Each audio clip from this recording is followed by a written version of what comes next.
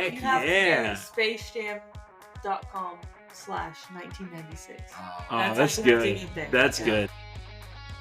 Everyone listening, here's Small School America.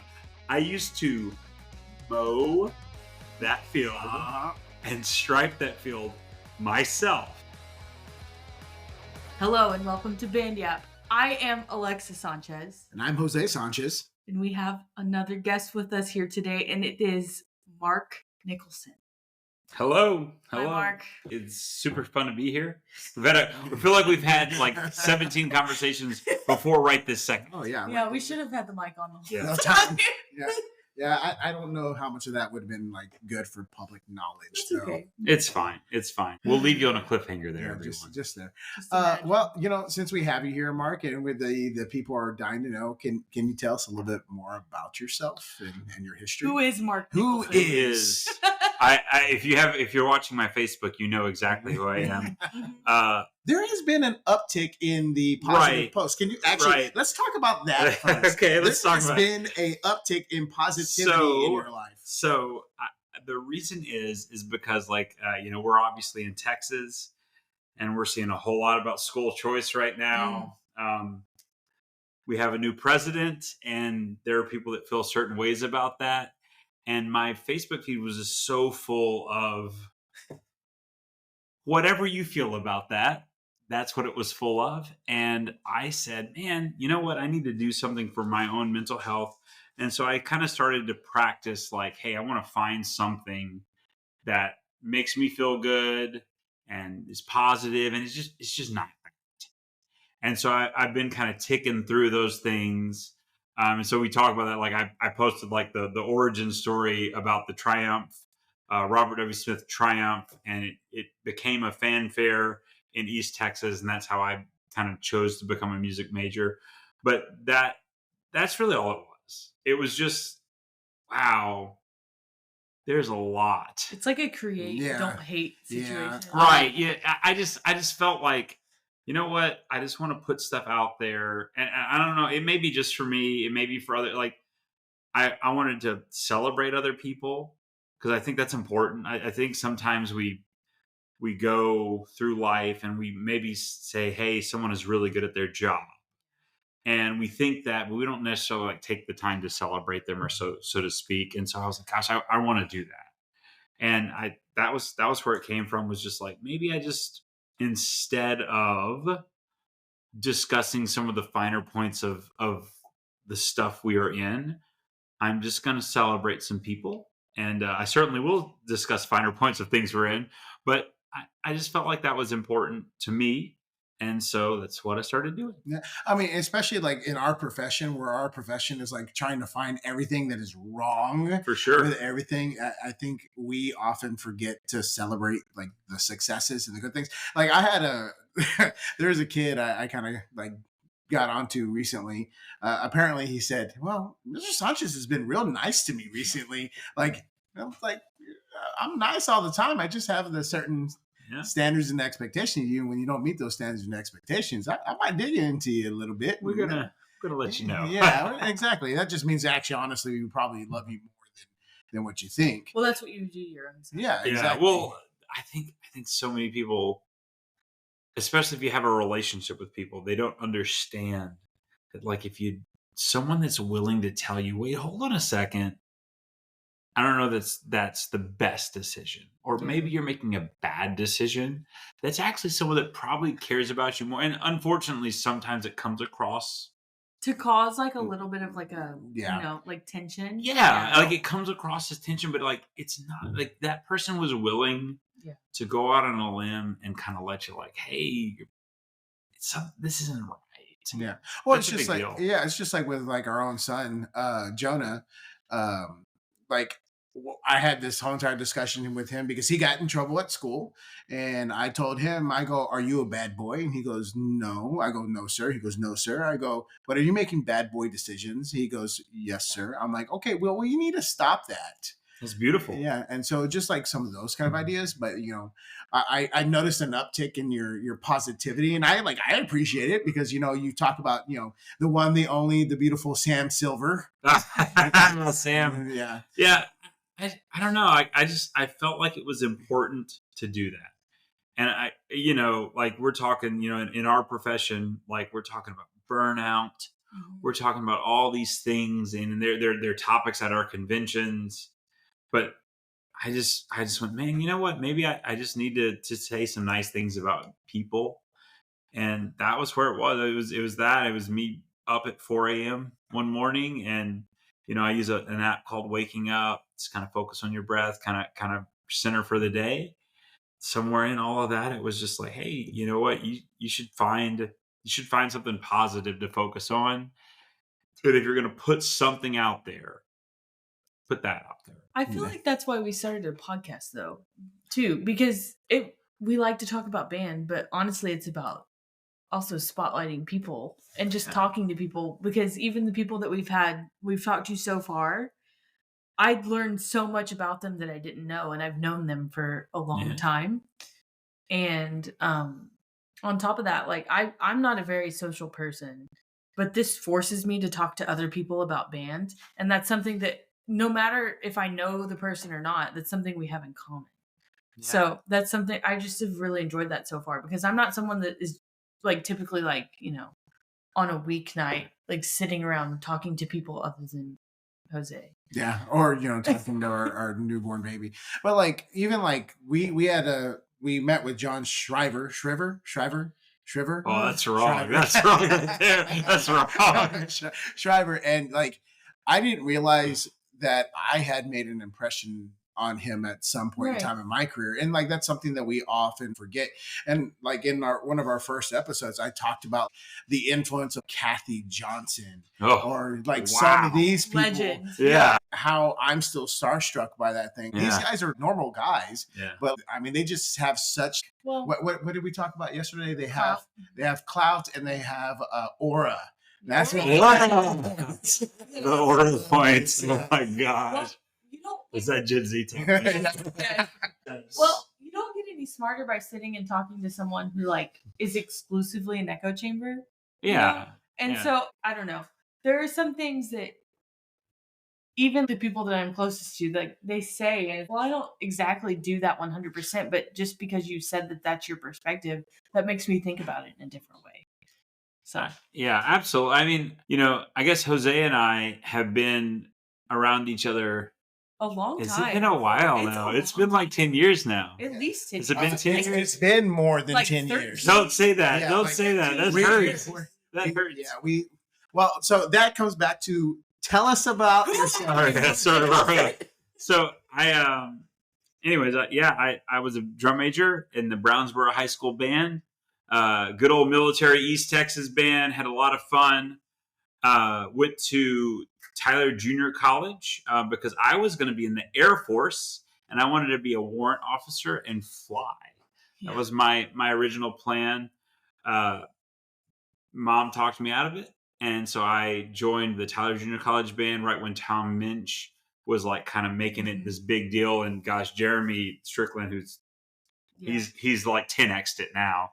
It's been super cool. So that was a few years ago. I'm not going to say how many years ago because that hurts. But it was a few years ago, and I went through there. I went to SFA, got a music degree, and went and taught at Hallsville, Hallsville Junior High with Ty Hood.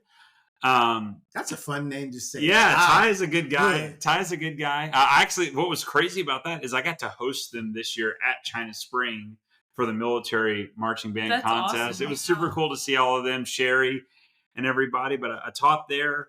After that, I decided, hey, you know what? I'm going to do a little stint in the Army.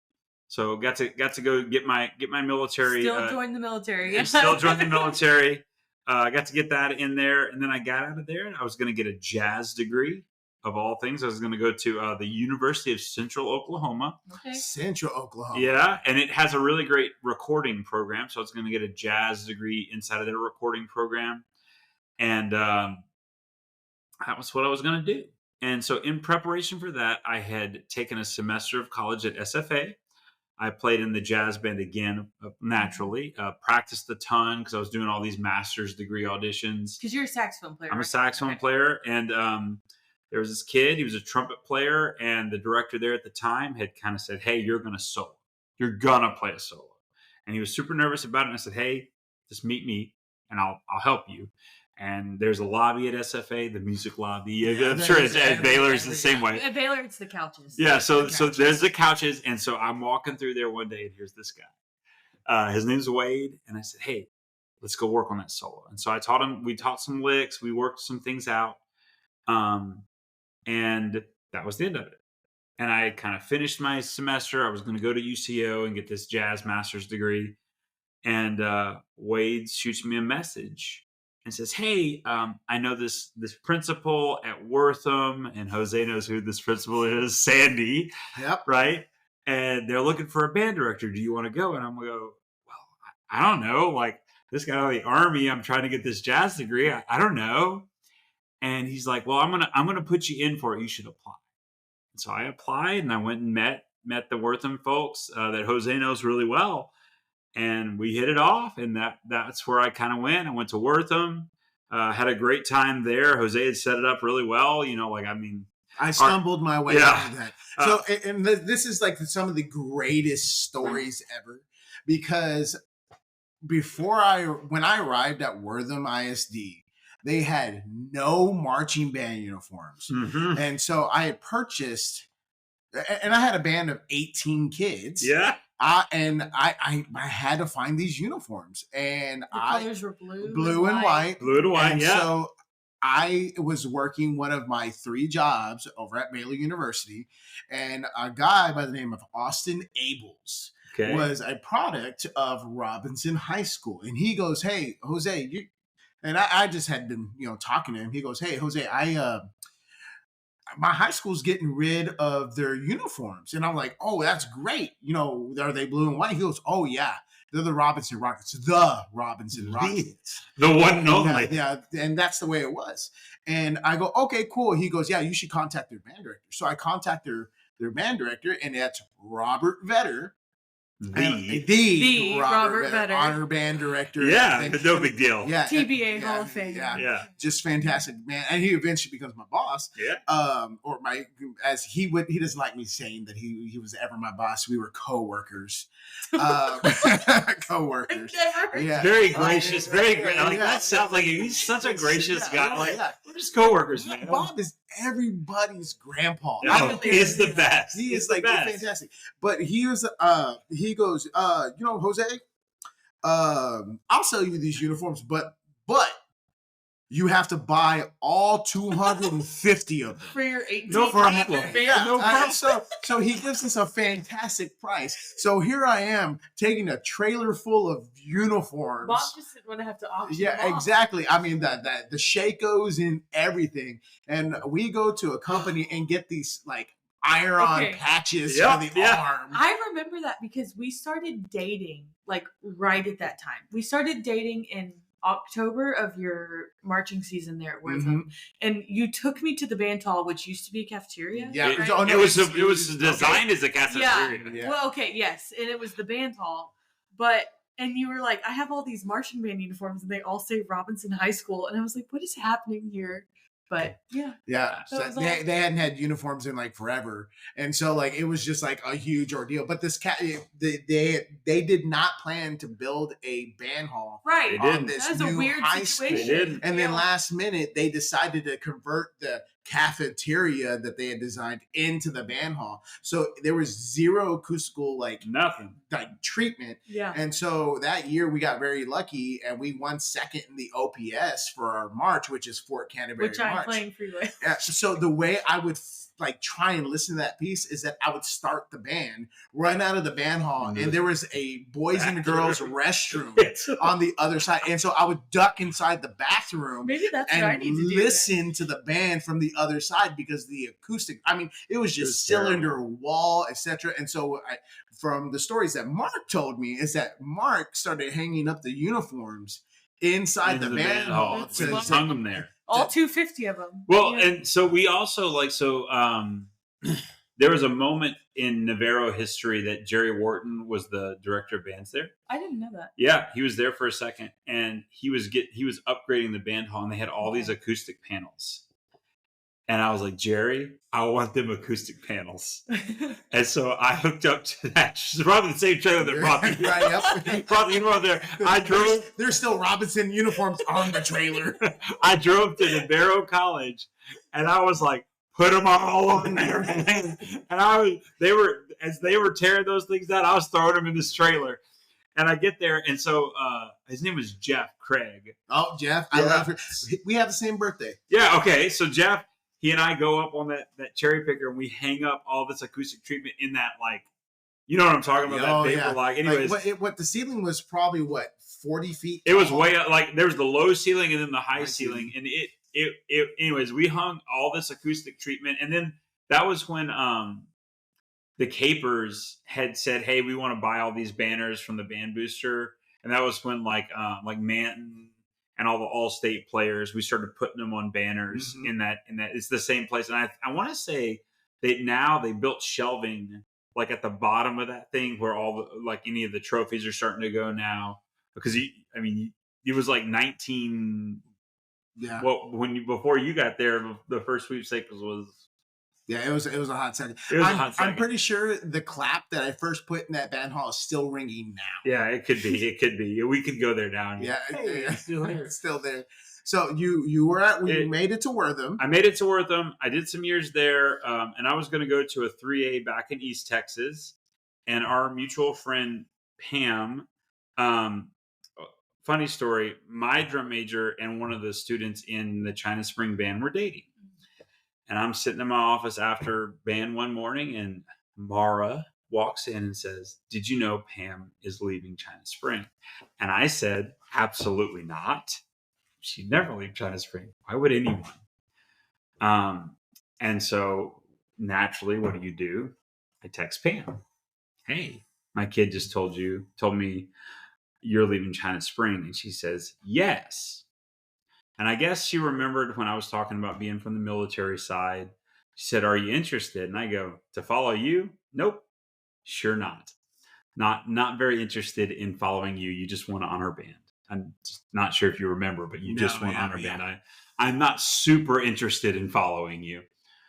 Anyways, I don't know. She was really encouraging. Pam's great. You guys both know Pam, and she was really encouraging, and she said, hey, I think you'd be a good fit. And because I was friends with Pam and she'd always been good to me, I said, yeah, you know what, I'll apply. If you think I'd be a good fit, like, I'll apply. And inside of that, I went to my references, which one of them was my superintendent.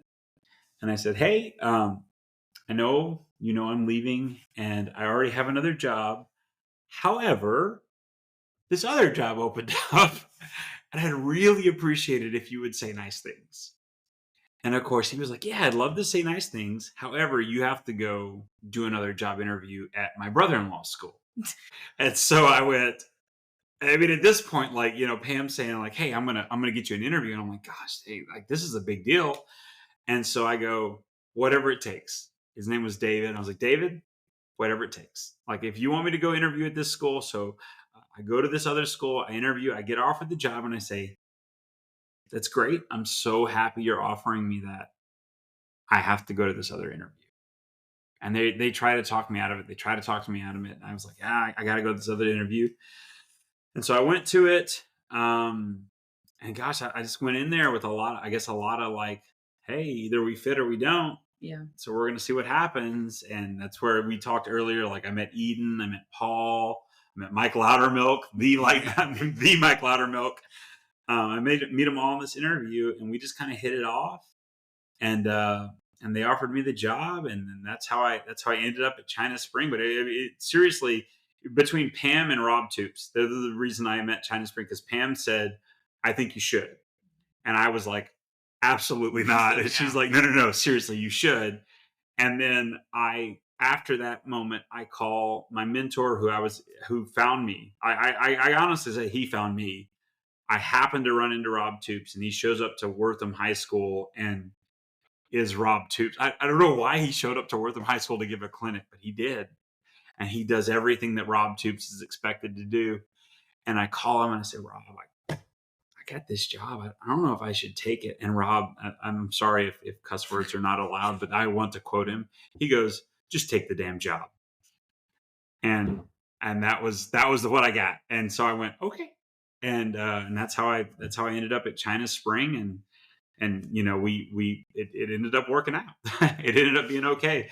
But I was real worried about it at the time. But that was kind of how I arrived there. And I had a couple of kids along the way, and it was a whole experience. But yeah, it's been a ride. The jump from 2A to 4A is stark. Yeah. You have to kind of grow into it. But it was a cool experience.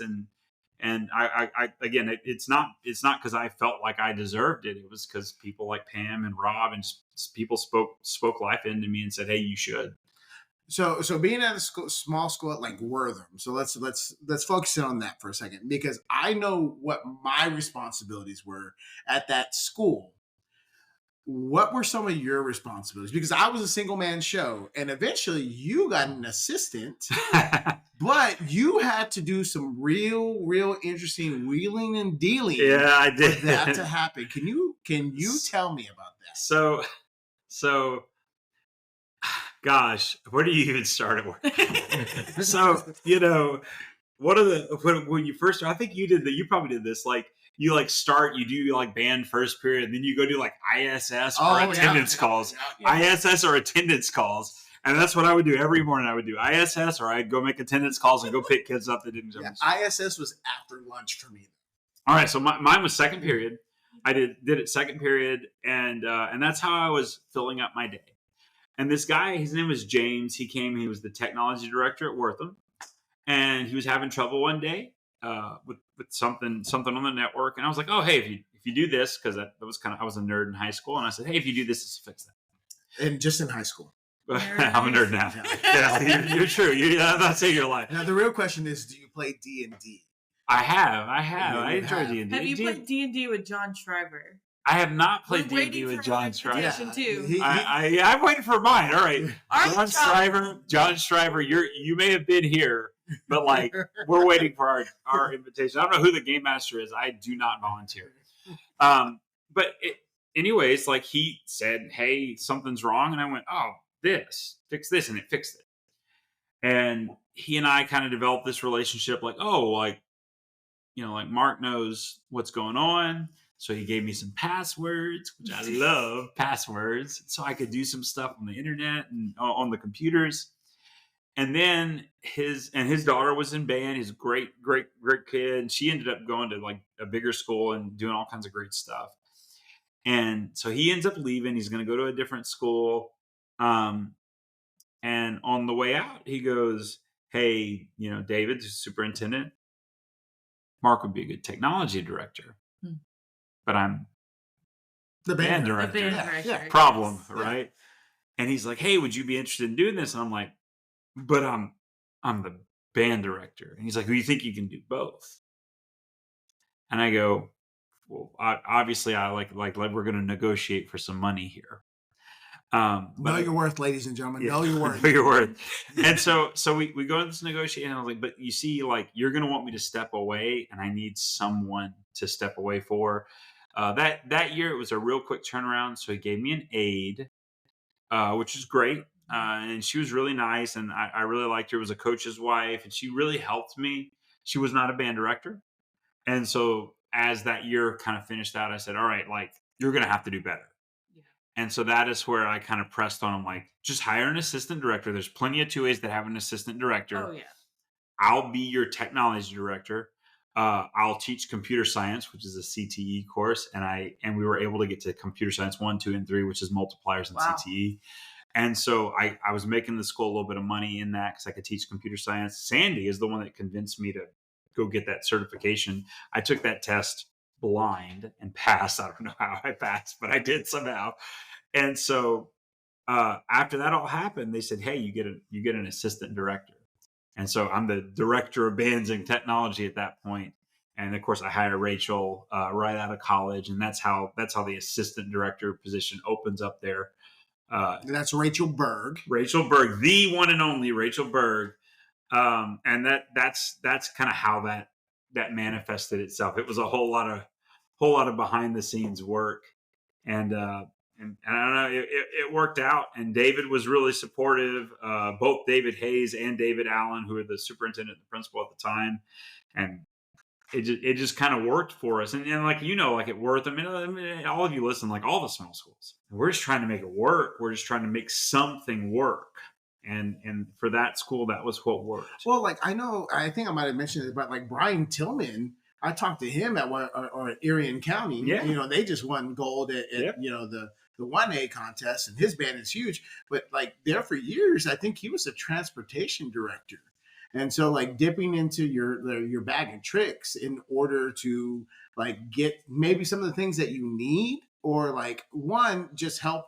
I mean, and here's the thing in small school. I mean, just anything, like one, just be a good person. Yeah. But two, It's easy. Yeah, easy. Step one, just be a good person. But two, like giving back to the community and to the area that you are. I mean, you're going to gain much more with honey than what you are with like sure. vinegar.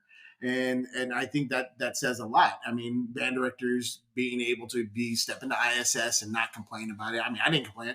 Doing lunch duty or early morning. Mhm. Sometimes that's like, sometimes that is awful because that's not what we are trained to do, or that's not what we want to do. But like, you also have to find the opportunity in that to make it the best situation possible, and like connect with your students, or connect with your admin, or connect with people. Anybody. Period. Yeah. Well, that one, like, you say lunch duty. Lunch duty, I got to know the lunch ladies and the maintenance staff. So if anytime I needed to hang up acoustic panels or whatever, because so I would do lunch duty. And right after you remember this, it was like junior high and high school, and then the junior high would leave, and then the high school would leave. Mm-hmm. And then I would have a brief period where I would wait and to do the beginner bands at that particular time. And so who eats after all of that? The lunch ladies and the maintenance staff. And so every day I'm sitting in there with the lunch ladies and the maintenance staff, the custodial staff. And that's where I made all my friends. That was where I, like was able to say, hey, I need this done in the band hall. And they were very willing to do it at that particular junction. It was in those gaps that you found places that, and I mean, like, I remember early on, and this was like something that kind of manifested from when you were there for when I was there, was like, fifth grade music was taught by a different person. Mm-hmm. And then all of a sudden they were like, hey, can you teach fifth grade music? And I go, sure, I'd love to teach fifth grade music, 5 people in it. Right. The very next year was fifth grade band. Mm-hmm. And because of fifth grade band, it became all fifth grade and sixth graders were going to take band. And that little bitty like nugget of like, hey, I'll teach these 5 students for fifth grade music turned into fifth grade band, which turned into a full sixth grade class being in band, which at the time started to build the program from below, which is like kind of the trick, right? Mm-hmm. Like as you get somewhere, especially at a small school, like you can do work at the high school, but like you have to cause expansion to happen in the lower grades so it would matriculate up. And that was just again, just being around people, Question. Does Wortham have a Dairy Queen? No, absolutely not. They have other things. They have other things. They don't have a. Let's be honest. If they have a restaurant, if it is only one, and it depends on if someone owns it at the time. Yep. Because it's right there. I tell you what, the donut shop was where it was at, though. So did you know that guy passed away? That guy passed away. Just so you know, like that guy passed away. But there's the donut shop. All right, there's the donut shop. So the donut shop is across the street from the Methodist Church. Yep. Up from the Methodist, there's 2 gas stations. Yep. Mm-hmm. And across from the Chevron gas station is there's a liquor store, and there's the only place that is an actual restaurant in town, as it ever been. Well, Wortham was interesting because if I remember correctly, there were 2 liquor stores in Wortham, Texas. No restaurant. That's upsetting that you're saying that, but that's true. That's a true statement. No Dairy Queen, no nothing. But sure enough, you'd be like, that's one. That's 2. That's 2. That's 2. There's 2 liquor stores. I used to drive food in Mahia. And Mahia, yeah. Yeah. And those, Mahia is where you would drive to, and the funny thing about Mahia, one, like for everyone listening, it's Mexia spelled out. Yes. That is where the what's the famous person that died? Anna Nicole Smith. Anna Nicole Smith Yeah. worked at Jim's Crispy Fried Chicken. Get down like that's that town. Just for some lore, that's also where Johanna ordered the 120 pizzas. The Little Caesars. I'm sure the Mahale full circle. The full circle. Mahale Little Caesars, we appreciate your business. Thank you. Sponsor the podcast. Sponsor us, please. Because we sponsored you. You're like you're specifically in a small town when you like have to be careful of the potholes. You remember the potholes, right? Like there was the potholes driving up to the junior high, and like the admin, like there was black mold in the auditorium, so nobody. There's 100% black mold. Yeah, nobody played in the auditorium. So like we would have our junior high concerts or just our concerts in general, and we'd have them in the gym, and you'd have like the beginners, the high school, and the junior high all the same night. And you have them set up on the gym floor at the same time, and you would float from group to group. But like the admin building used to be the old band hall. So I actually have a funny story about that admin building. Before it was the band hall, it was the school. It was 2 stories. Yep. And my grandmother went there. Your grandmother went there. So my grandmother is part of the oil boom. We were talking about this earlier. Okay. My grandmother's 99 years old, and so she's part of the oil boom. And so she comes over to that area, and Wortham was an oil boom town, and her father moved there, and so she went to Wortham when it was the admin building, but the admin building was 2 stories. For those listening, the admin building is a historical marker, but it is a 1-story building now. With a couple of rooms, and it's like the board room. There's like an office for the transportation and it's director. not level at all. Not level. No, it's old. I mean, it is an old building. Yeah. But it used to be 2-story, and it was the entire school district. And it was in that 2-story building, and my grandmother went to that building. And it was so funny because I walked in there, and my grandmother knew I had come to interview there, and she goes, "Well, I went to school there." And it was a 2-story, and I saw that historical marker, and I saw that building, and I was like, it was this building. Yeah. It was this building. So I would love to do this one time, is just to go drive around like that area. Like Wortham. My grandfather went to school and lived in Prairie Hill, which is out towards there, like Coolidge. Yeah. Deep ties. Yeah. But I would just love to go visit and look at the historical markers. I'm waiting for someone to say Tehuacana. Tawakoni. Yeah, Tawakoni. Tawakoni. Yeah, oh my goodness. But like it's so interesting because like it is small town Texas. Yeah. Because like one like the roads there are potholed for They're one. all Yeah, like good luck. And then some of the roads that go to the high school are actually gravel. They are. So I drove a truck for the majority of the time there. I drove a sports car for a very short time because of this problem.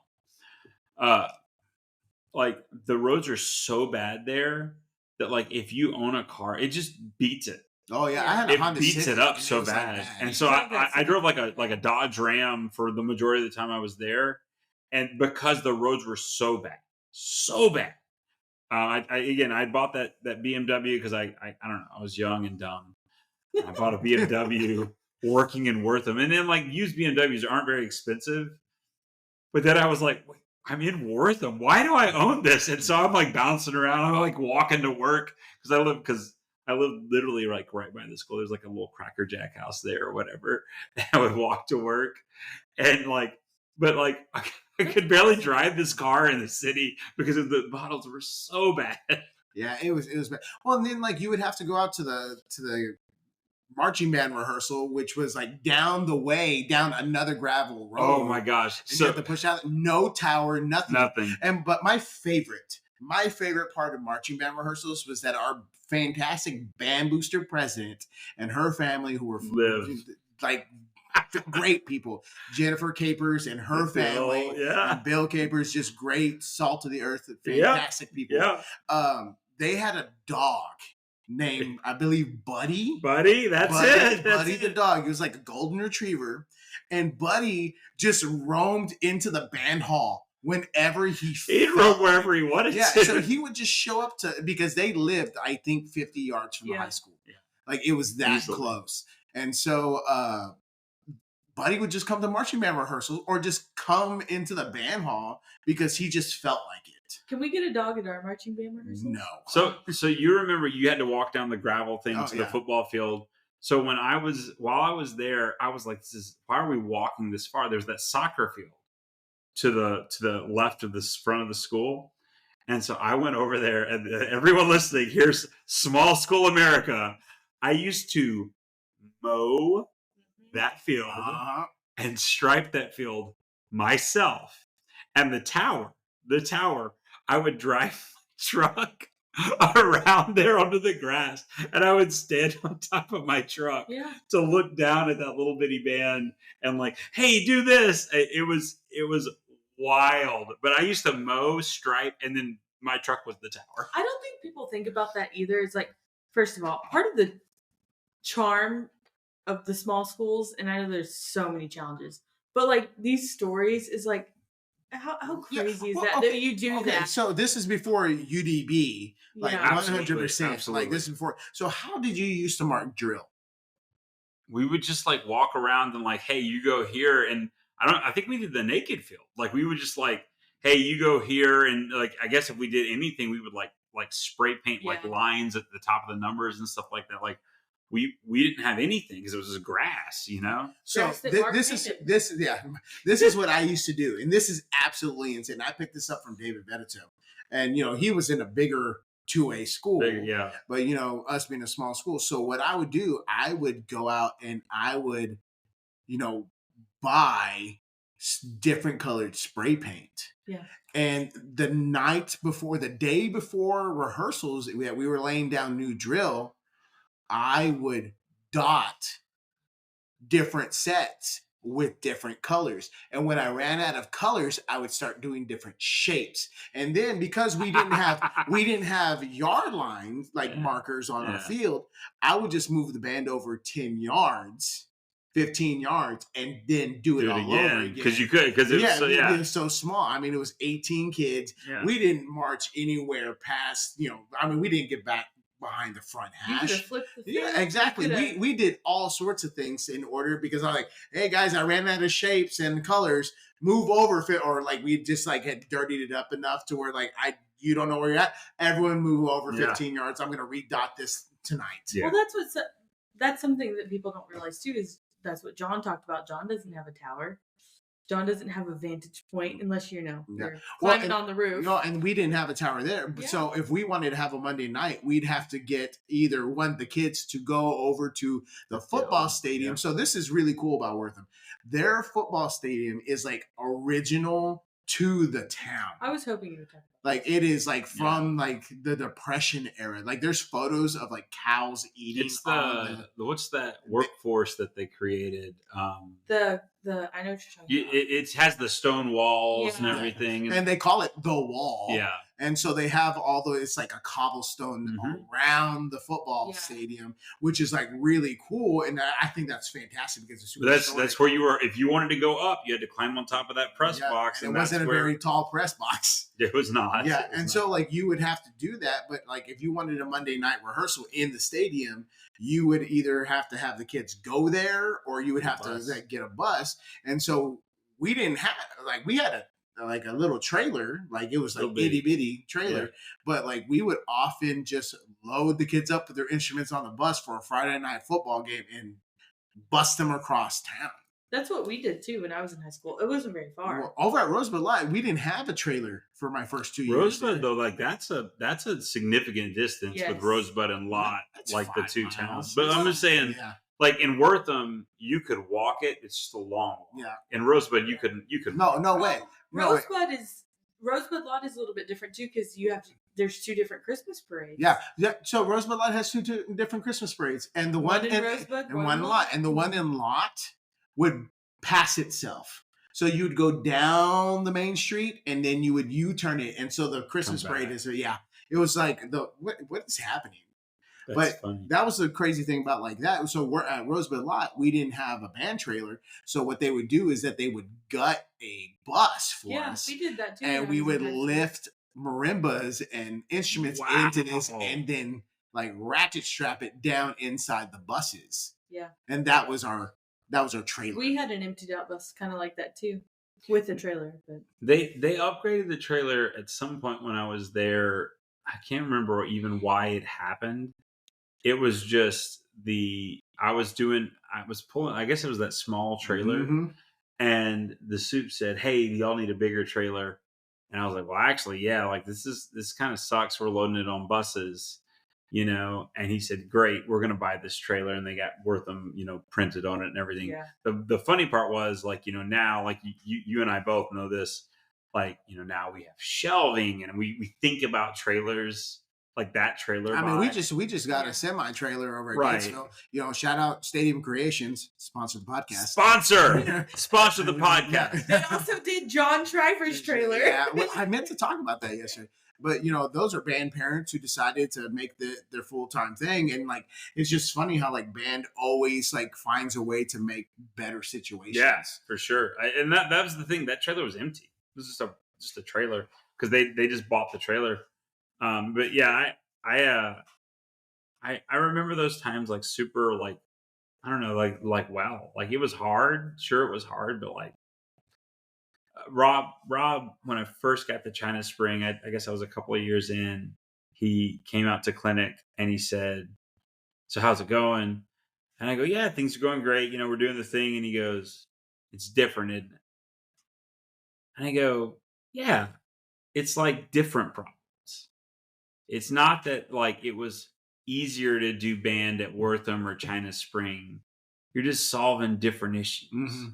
And the expectation can be different, but you're just solving different issues. You're mowing the grass. Yeah. Right. But like you're just solving different issues. And so that was like when he was like, "Yep, that's how it works." You just saw, because then, he was the guy that like went from Canton nothing to Canton winning everything. And he was really earnest in that. So I thought that was a cool thing about him. But yeah, we got that Wortham connection like going deep, so to speak. So you've had a lot of opportunities. You've been super successful at like China Spring. You were successful at Wortham. Like, why do you continue to be in the small school? I mean, honestly, like I started in big school, so I started in old school 4A, what we call 5A now.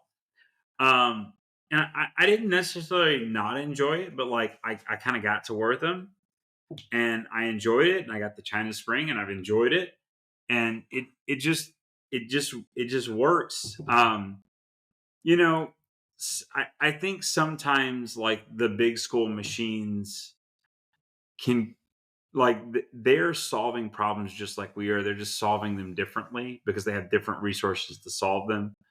And I've just been really happy with where I'm at. I also came from small school, and so it just makes sense to me. Like the way things feel, the way things operate, it makes sense to me. I've talked to friends that work at big school now. I'm like, gosh, to get an anything through, there's 3 steps, 4 steps, 5 steps, and as opposed to Wortham, where like I just went and talked to Sherry, and you remember Sherry, like, Yep. I can get it done today. Yeah. China Spring may be a little bit more complicated, but I can get it done relatively quickly. As you migrate up into 6A, we need 5 people's signatures on that. Absolutely. And so I've kind of enjoyed existing in that kind of smaller thing. I think there's a lot of opportunity though in smaller schools, and oftentimes, everyone, like, I want to go do it at the crazy level, the whatever level. And to those people, I hope you would consider, hey, like those small schools want it done at that level. They just don't know. Mm-hmm. They just simply don't know. And they need you to come educate them. They need you to come guide them, and not in a mean way, not in a, well, gosh, the biggest 6A does it this way, but like, hey, I know a lot of good information and I can help you. And I think that's where some of the magic in small school is. You just have to serve serve the community that you're in. And I don't know. That's where I'm kind of romantic about it right now. Like it's a romantic thing for me where like everyone deserves that experience, Yeah. whether we were in Wortham or anywhere Well, and else. that's why, like, when I student taught at a school in Waco that like the demographic was like a heavily minority, and I wanted to go there because I felt like those kids deserve to have that Yeah. attention just as much as any other group because like I mean, if I can teach them and give them that thing, I mean that for me that paid off in dividends Yeah. because it made me feel good, and so that's what was important to me. And so it seems like it's the same thing for you, except that it's in relationship to small school. So now you're at China Spring, And and you have walked into a juggernaut of a program, a lot of ways, a consistent contender in honor band, OPS, and for state marching titles. How has it been stepping into a program that has been established that way? terrifying. Terrifying. Let's all be honest. It's terrifying. Um, I think a lot of times in our profession, like we think someone's going to spoil the water, and it's going to take years for it to happen. And in really the people that truly like have like gotten to those juggernauts and like everything had fallen apart. It falls apart instantly. And China Springs just wasn't one of those places. It was built strong. It was built well. It had the right community. And I kind of came in, and I mean, there was already so many things good, and so we just kind of looked at like all right, let's do it again. Let's figure out what it is. And one thing like we say a lot is just like we're not out there to compete with anyone else. We're just gonna focus on China Spring, and some students have trouble with that. And I hate that they do that to themselves. And even this last state run, like we had a student that just got emotional and made it something that it wasn't. Mm-hmm. Well, it's also goes back to like trusting the process Yeah, and understanding that like the chips are going to fall. And like that's something we've talked a whole lot about is like we can't control what judges' perceptions are going to be. All we can do is control the output and the efforts that we give in and the artistry that we are trying to portray to yeah, whoever is watching us, listening to us, or like being impacted by our programs. And I think the program at China Spring has been fantastic about that for like generations because I've been inside of your band hall. And what's one of the things you have like this wooden like drop yeah, in yeah. your band hall, and what does that say? That's the traditions from those before us to those who follow. It's a Marine marksman saying. Um, and and I think this is one of the questions, so this could parlay into it. I think at one point that meant being military, the military band. But it was so funny. Like the guy that made that showed up one day, and he's like, "Oh yeah, it was me and my son. We were competitive marksmen, and they chose to go to a marksman contest over a band event, and that was a little dramatic at the time when they were in band." And they made that saying tradition from those before to those who follow. But that statement was from Marines marksmen. It meant about the excellence of Marine marksmen. And that was what drove China Spring was like, hey, we don't go to contests to like per se get a one or anything like that. We eventually it became everyone's gonna know who we are. We are going to be who we are, and we are measured by who we are, not necessarily the need for a rubric. And that was when we kind of dropped the whole like gotta go make a one. We gotta go make a one. Yeah, and it's so hard because like if you're especially a young teacher, and this is what I feel like me as a young teacher walking into that Wortham program, like my mindset is like I have to get that one. I have to get that one. The experience I gave my students was like great because that program had never gotten a one. But like I remember those things, but the thing that sticks with me the most, honestly, is that state solo and ensemble trip that I took with my band kids, and they bought me a Han Solo cutout. Oh, And Hey. I missed that thing too. Unfortunately, it got destroyed Our because our apartment was apartment flooded. flooded, Oh and no. it makes me sad. But they named it Han Solo and Ensemble, Of course. and so Han Naturally. Solo and Ensemble like traveled with me until our apartment flooded. Rip. But like that's what I remember.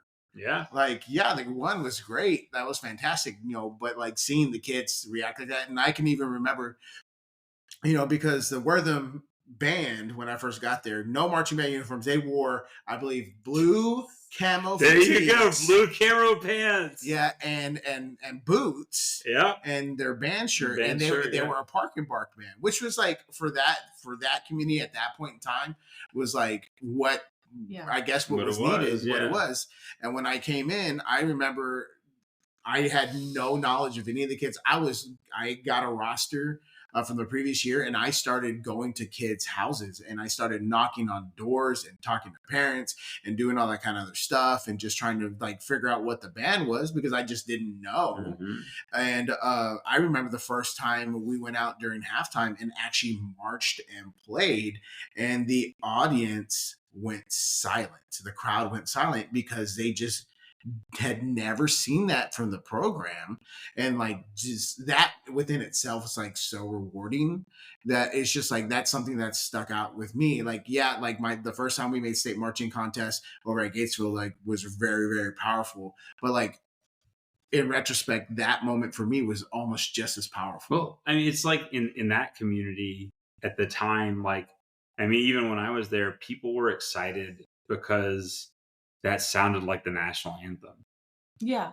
You know what I'm saying? Yeah. Like they would get excited because their band was able to recreate that. And like, we're saying that now. And like, that's like the number one thing we would teach right now. Like we have to make the national anthem sound good, the fight song and the school song. And like, now we're later in our careers and that's just like, I guess, common knowledge. Yeah. Yes. But at some of these small schools, like that was the biggest deal to them was they got to feel pride at their home games because the band could play the national anthem or the band could play the school song and the fight song and it sounded like it should. Yeah.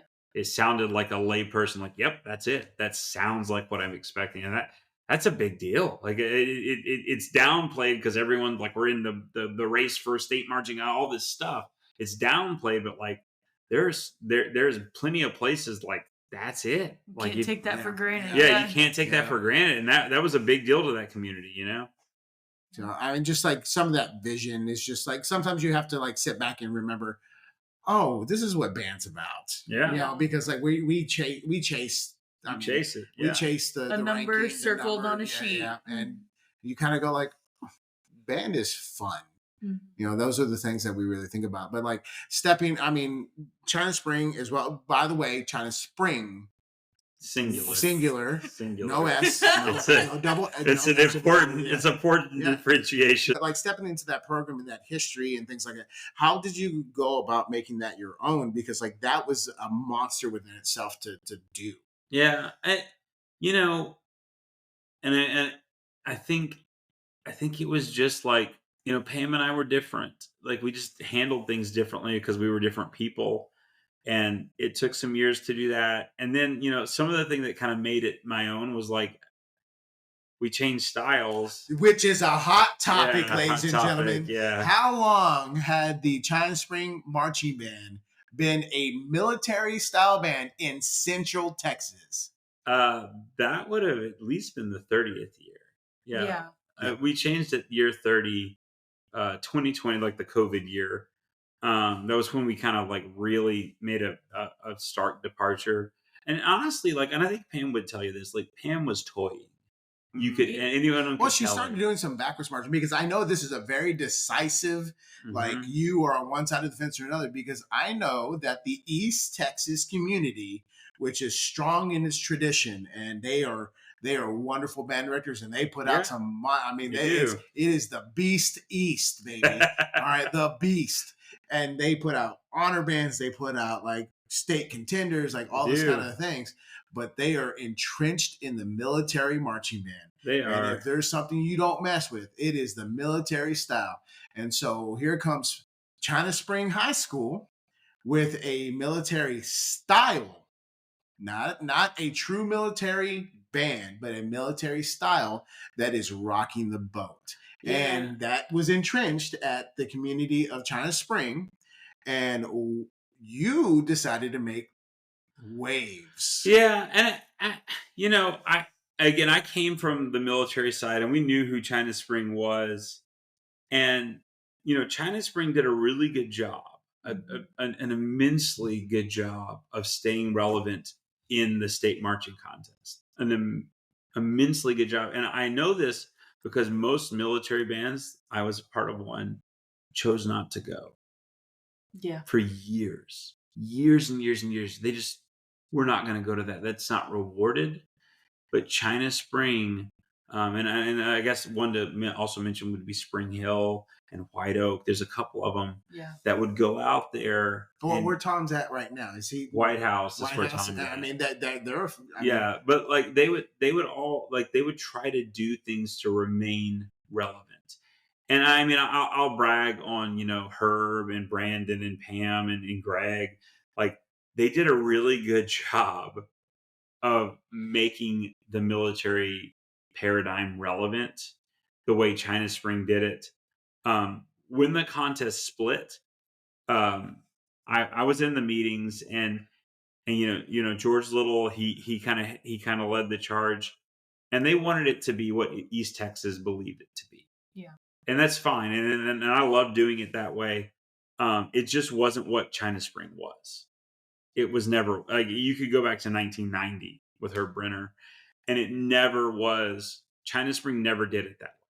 They did it in a way that was a little off kilter, and they remained relevant. And so when it split, we looked at what was happening, and we kind of said, okay, do we like sit on our laurels here to be military, or do we take a look at what the student experience is? And Pam had done such a great job. The student experience at my time when we got there is you go to area, you beat the area gauntlet, and you go to the Alamo Dome. Mm-hmm. That was what it was. That was the experience. That was what it was. The expectation. Yeah, that was what it was. And so for us to go to the military track, it was go to region, make a one, which was traditionally what we did. Yeah. And then at the first year it was at Pine Tree, but then go to Baylor, and it was over. And so we went, our students are prepared. We are time tested to run this area gauntlet and to go to the Alamo Dome. That's what they expected. And so we just kind of said, hey, in the name of student experience, if it like the idea is, if the system was perfect, like if you had the perfect system for your band and you won it that year, which one would we want to win? Not saying that the military one is different, or less or anything, but which one would we want to win? And as China Spring, we had been in what we know now as the open class. That is what we had been. Yeah. And so we looked at it like student experience. If the system was perfect and we could win something, what would we want to win? Well, we'd want to win open class. We'd want to go through the area gauntlet. We'd want to beat out the biggest number of bands, and we'd want to go that route because that is what we have been doing. That is what we've been known to do. Which you're capable of. Right. Yeah. And so we I remember we had alumni. Josh was alumni at that time. And we Pam had been toying with it. And we finally just said, you know what? I think this is the way to go. I think this is our future. And we took a gamble, a big gamble, and we kind of rolled the dice, and the dice kind of fell in our favor. What was the conversation like with admin and just like community members going into that? So that's funny you say that, because I literally looked at the admin and said, well, tell you what, you can make me the bad guy. If there's someone that has a problem with it, everyone knows my email. I'm right here. I'm not hiding from you. And if you want to talk about the military paradigm, guess what? I know a whole lot about it. Yeah. You know, you want me to watch a China Spring show? I can name the moves. I can name the drill moves that the drill writer was employing. And I said, so I'm right here. And that first year, I think I was like a meet the band or whatever. And I said, hey, you know what? I get it. I like military too. I get it. You like military too. We're here for student experience, and this is what we're going to do. And if there's an issue, I'm right here. Yeah. Like, you don't have to be scared of me. You don't have to think you're going to hurt my feelings. You can attack me. Just don't attack kids. Specific. I actually, this was pretty bold, but I said specifically, don't attack kids on Facebook.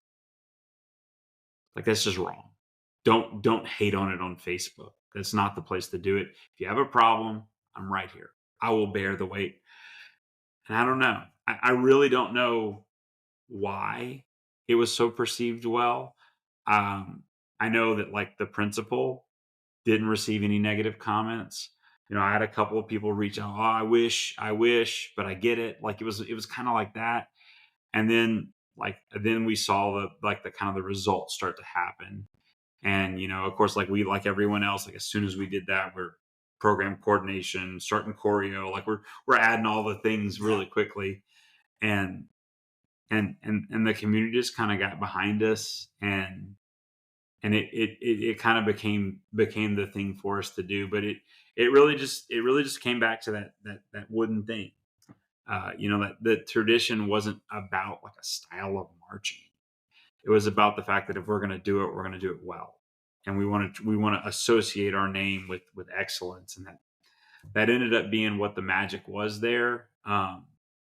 But you know, like I wish there was some like magical word that I said. I don't know if there was any magical word. It was just a willingness to take a risk, willingness to accept responsibility for the risk, and a whole bunch of people like, you know, just being dedicated to, hey, we want to see our students succeed.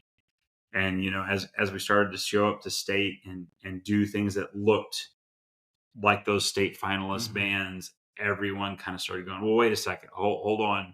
Now they can't say, and this wasn't, and y'all know this, and maybe the audience knows this, but like it was no longer an argument. But well, they were just the military band, so they got shafted. Yeah. Yeah. Like now it was, oh, they're just doing the thing. And we were able to stand out there a little more organically, and that's kind of what the experience was. But it was cool, and you know, like I'm sure people have different opinions. I felt like on my side it was cool because we got to see it like succeed, and it all worked out. And you know, honestly, the students inside of the program, which again, I think that sometimes gets lost in some places. Like we serve the students that are currently at the school. Like Brownsboro no longer serves my interests. Yes. I haven't been there for a long time. They no longer serve my interest. Style of marching included. Like nothing there serves my interest. They serve who is there right now. Yes. And so I think that was our thing. Like we serve now. Well, that was going to be my question. Like, how did you justify that? Because sometimes, you know, from the outside looking in, people see you at football games and so on and so forth, but they don't understand like what we do or the activity that we're doing. But you kind of answered it, and just like the China Spring community, I feel like, and just like I've been around the area for, you know, forever, literally, but like your community is special. Yeah. And so, and you know, you and Jose are similar in the fact that he always says, and he tells the kids this, he is the facilitator to their student experience. Mm-hmm. And whatever he can do to make that successful is what he's going to do, or to just give them the best experience, regardless of any other matters. Like that is what he's there to do. He's not there to please anybody. It's about the students and their experience. And so I just feel like that's very important. And I'm sure they, you know, they continue to rally behind you just because that is the view. And like from the student perspective, like they don't always know the fight that we fight for them sometimes. So there are times when they're like, they do things, you're like, I just fought a battle for you, and like you're doing this now. Like, wait, come on. I like think about this, like, and I mean, like this is so stupid. Like in military bands, like you spend a lot of time with the instruments not facing at the audience. Yeah. And so when you have our crowd, which is they love Yeah. band, and all we do is like spend most of our time with the instruments facing at you. Yeah. I mean, like it seems simple, but like to that, clarinet player, trumpet player, trombone player, we lay down on a chord or whatever, and the crowd reacts because your instruments are facing there. Like that's a special moment. That's a special moment for everybody. And like I don't know, I love seeing them light up in those moments. I think one of the best performances, like I feel like we ever had. It was 22. I think we got 5th place or whatever at state, and we had a playoff game the Thursday right after state. So we got back. Come on. Yeah, I know. But the best part was it was somehow, I don't know how our athletic director did this. It was a playoff game at China Spring. Wow. Whoa. I think it was one of those like we were gonna win, so they just came. Yeah.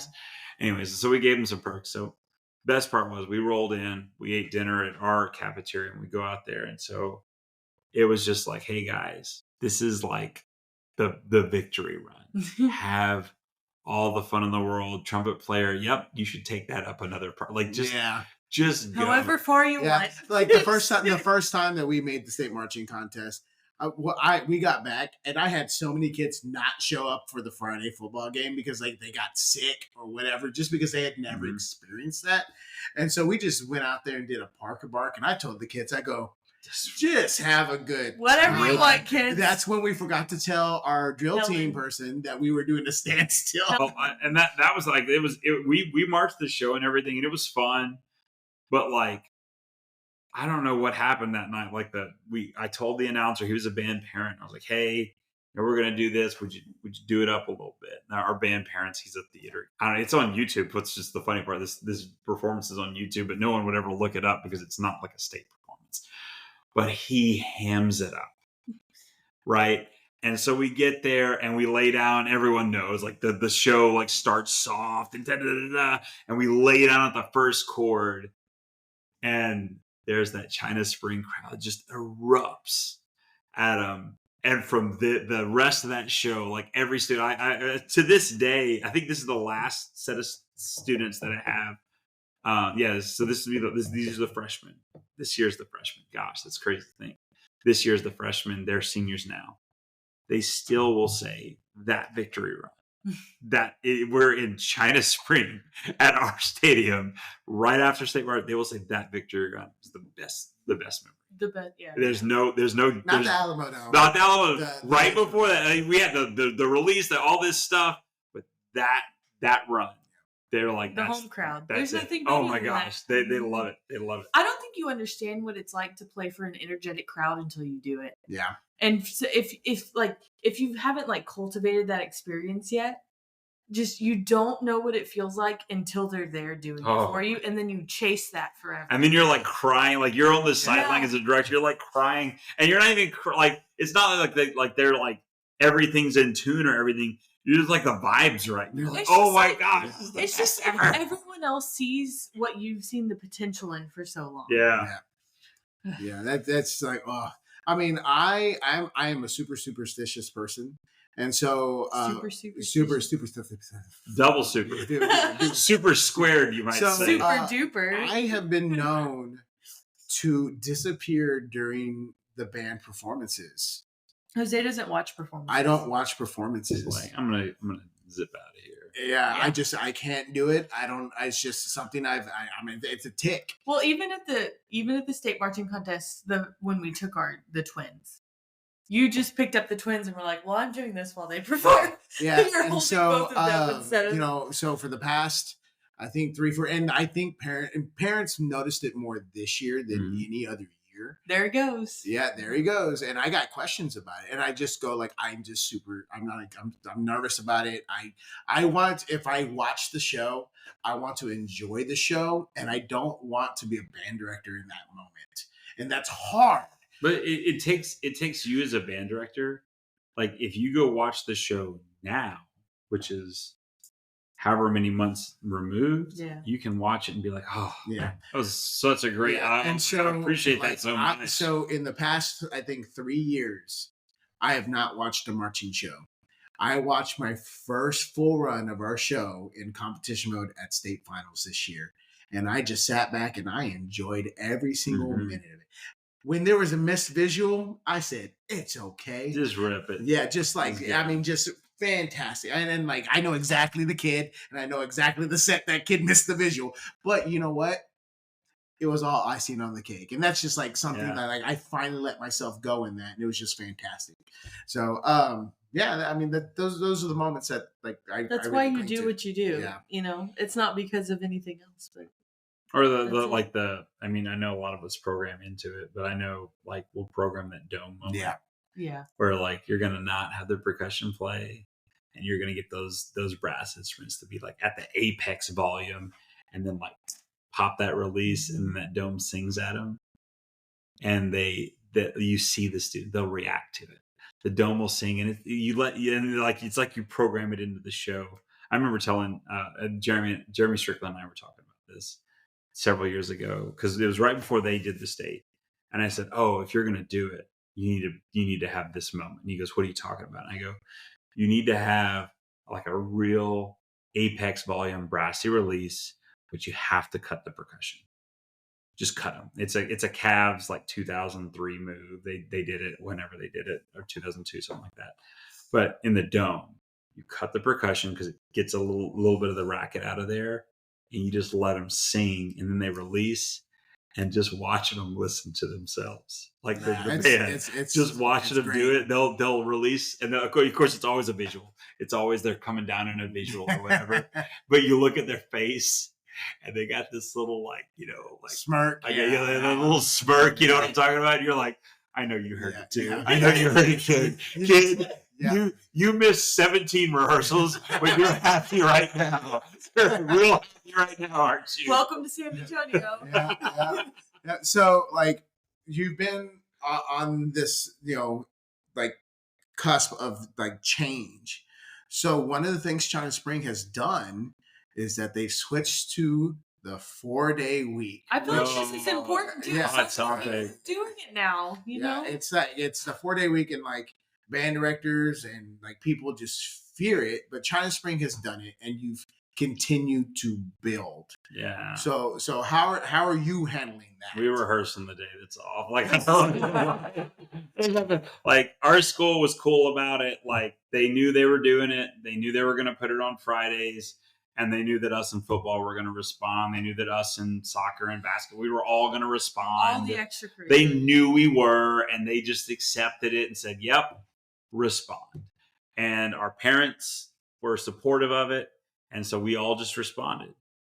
Yep, you know what? If you're in an extracurricular at China Spring, you're 5 days old. And there, like if the people listening, there's conversations to be had about like contract length, stipends. Sure, yeah. There's conversations still to be had, and I think a lot of school districts are still potentially figuring that out.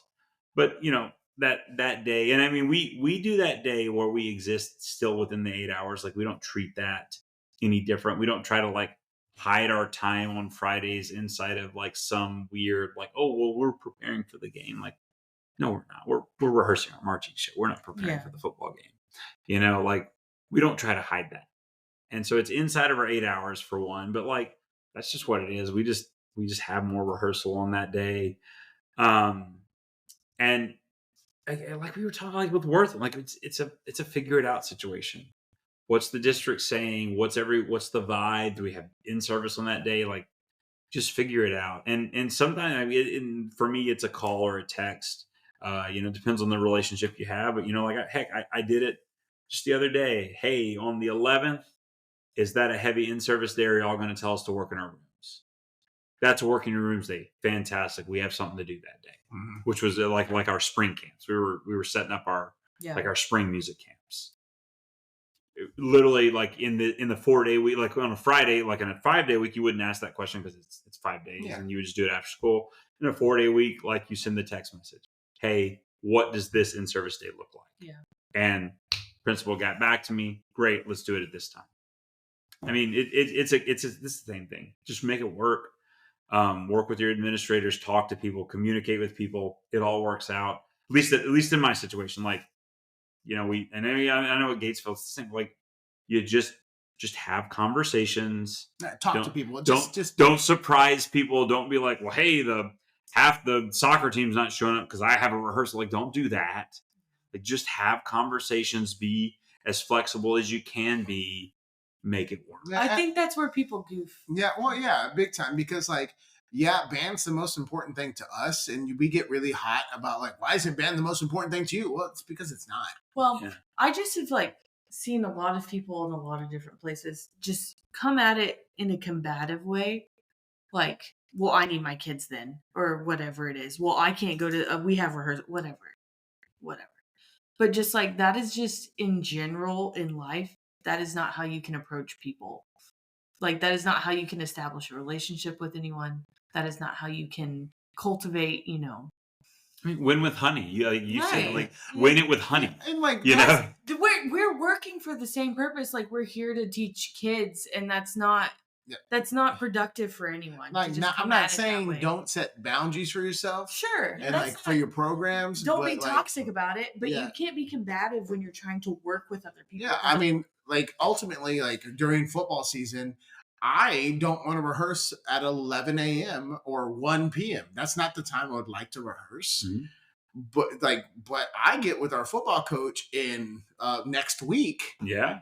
And start talking about what he's going to do for 2-a-days or for whatever time he's going to have. So that way we can work out our schedule, way in advance. And I get written documentation. So that way I can go this is what we agreed upon. This is what we talked about, because we want to be in the best interest of all our student athletes. And that's tough, because and I've talked about this before, the difference between coaches and us, in programs that have become super successful, our jobs are on the line to a certain degree, but not the same way a coach's job is on the on the line with the W's and L's.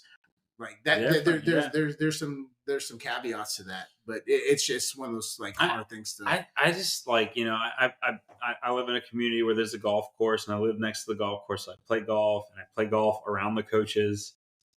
And I just can't do golf. Yeah, well, maybe we should try. Maybe we should try. I want to try tennis. Me and John are, we like to put ourselves through the thing, and I go over there, and I'm just as bad at golf as everybody else. But you've never seen me swing a club. Yeah, we can go. We can go figure it out. I'll throw out my back real fast.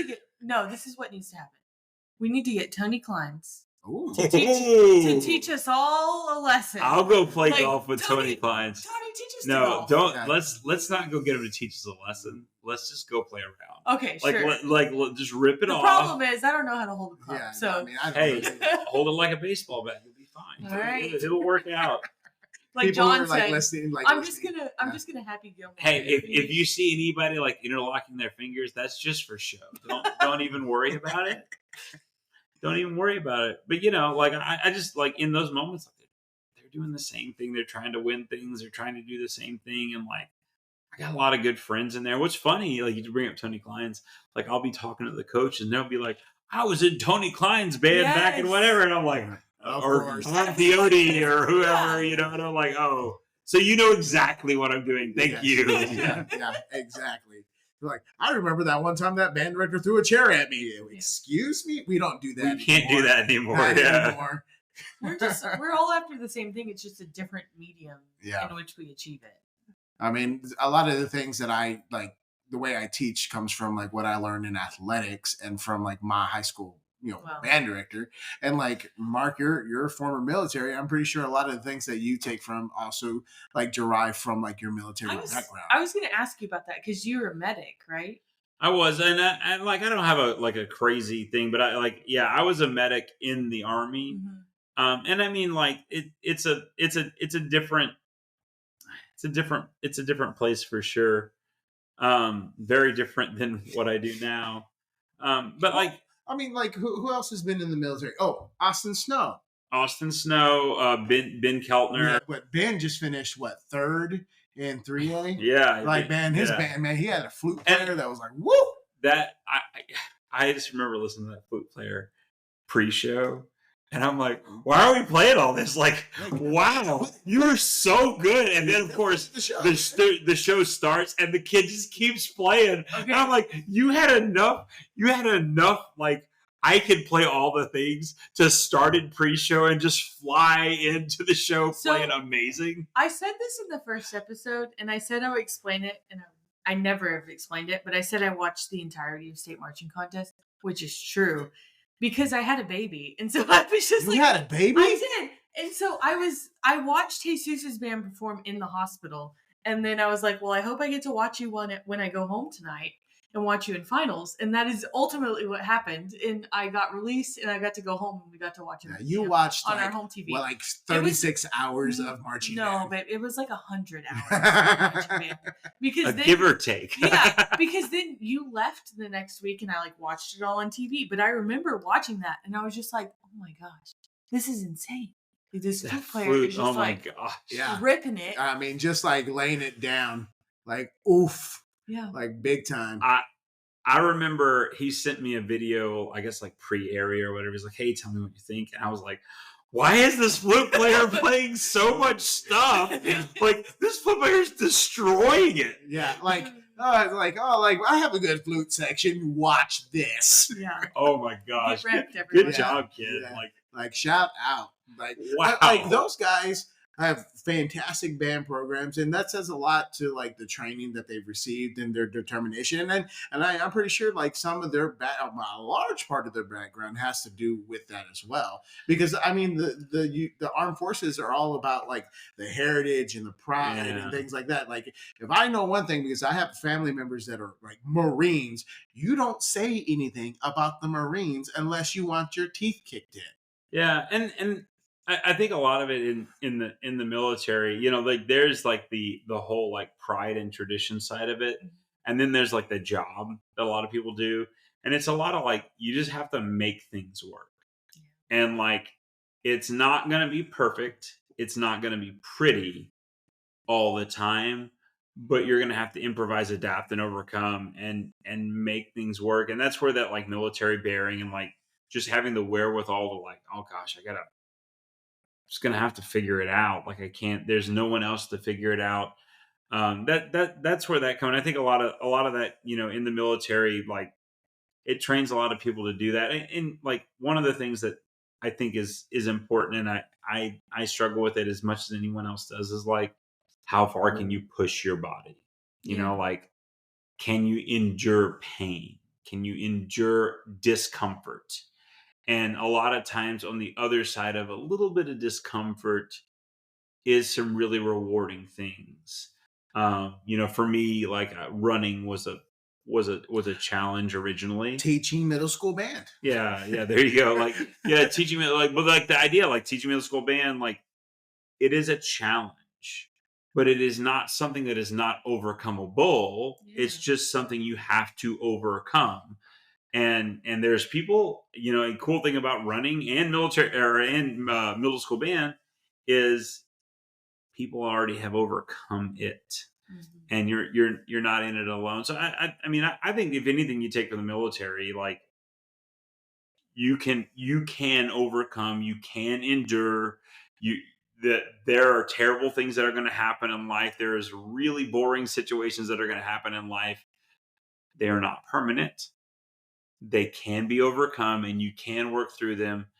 But that, I mean, you know, that's kind of the feel good side of it, so to speak. But like I think that's kind of what I for me though, it definitely was like on the physical side of things. Like I was in athletics, but I had never pushed my body that hard. And I guess I say I never pushed my body that hard.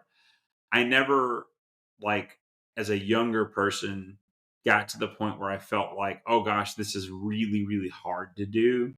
But in the military, like I definitely got several times where like, this is not possible.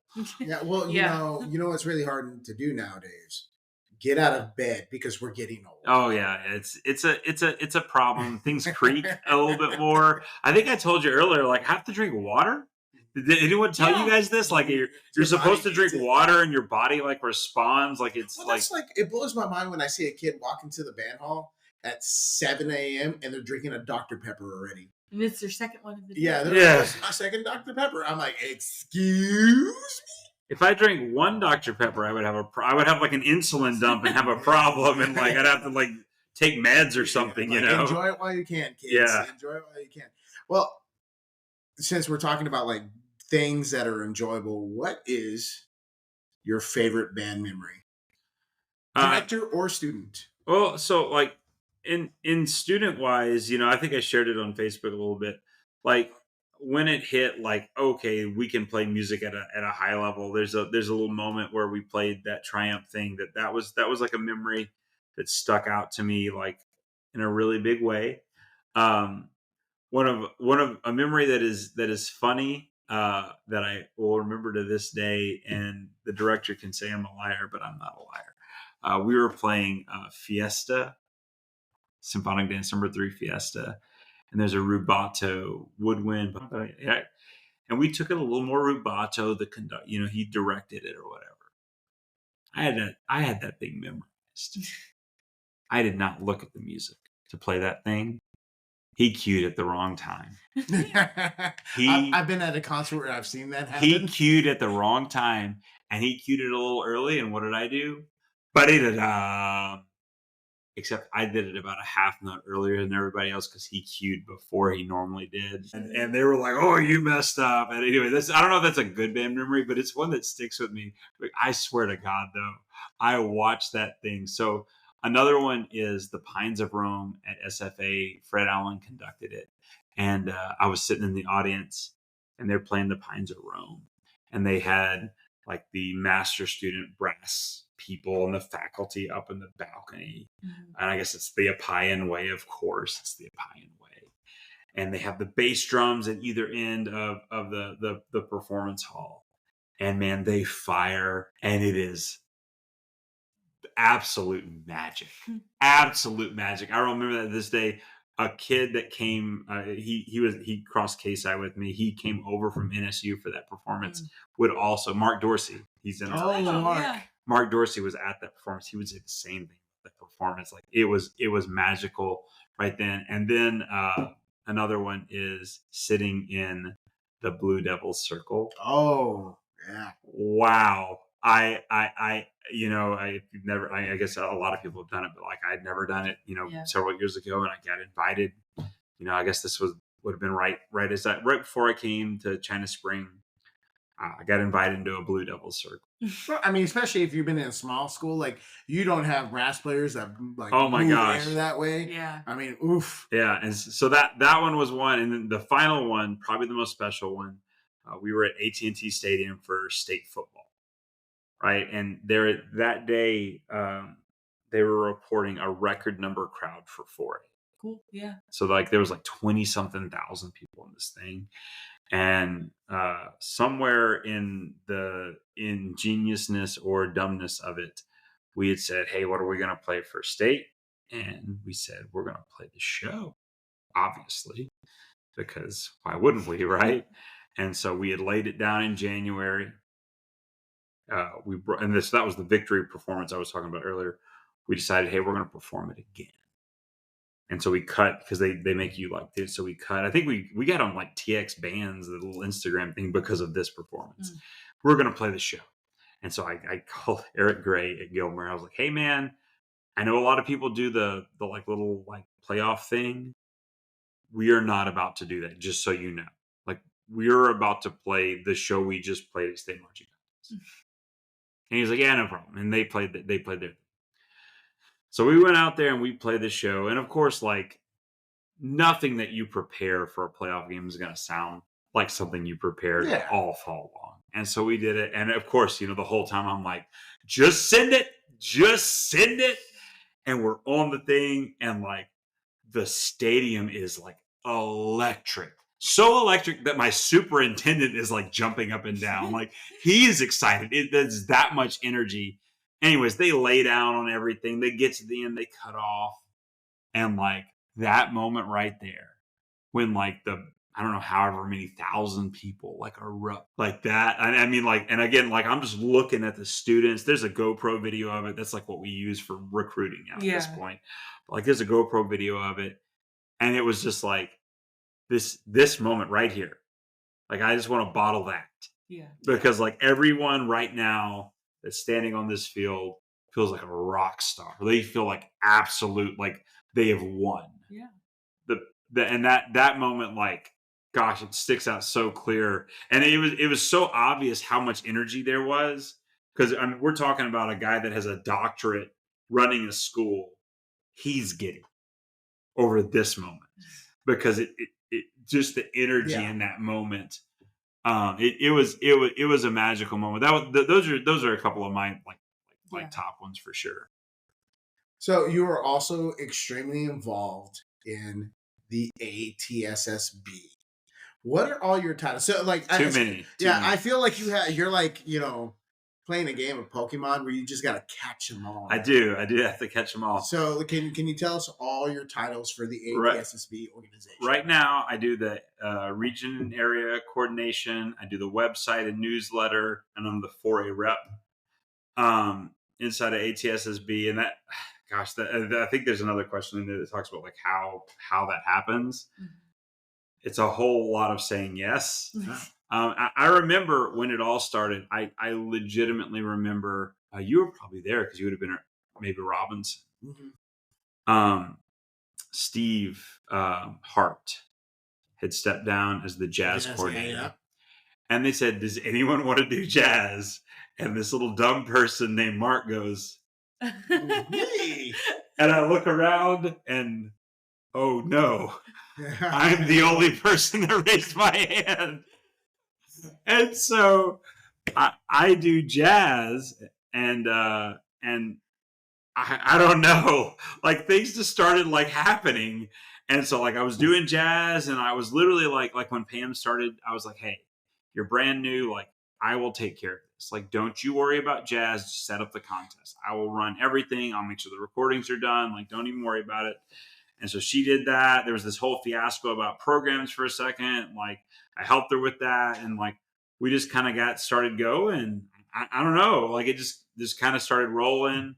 And when I became a region coordinator, I got to the state thing and I said, hey, what do y'all think about the website? You want to do something? The website was so bad. Yeah. And I mean, and like, what's funny is like Kenneth was like programming that. Kenneth and Tim were like HTML, like they were on Dreamweaver, like straight up ripping that thing out like professionals. And so I got there and I was like, hey, like, why don't we move over to like WordPress? It powers like half the internet. Yeah. I just remember like once again, the Space Jam website was very, do it now. Was very similar to the ATSSB website. Yeah. Anyways, I just kind of pressed on it and then like, they were like, some other people offered other suggestions. Anyways, it all kind of came through and oh no, they've changed it. No. It's LeBron James. Oh no. Well, that's what happened though. It was just like, hey, and so George Strickland, of all people, he walks up to me when I said this and he goes, hey, I know a web developer that moonlights for UIL. And I go, great. That sounds like who I need for the bid that I was doing. And so anyways, we get hooked up with Kelsey and we kind of said, hey, here's some options. And the WordPress, obviously the WordPress was going to be it's still operational. Well, you have to spacejam.com/1996. That's good. That's good. Hey man, that works. It's like, it reminds me almost of remember Homestar Runner? Oh my gosh.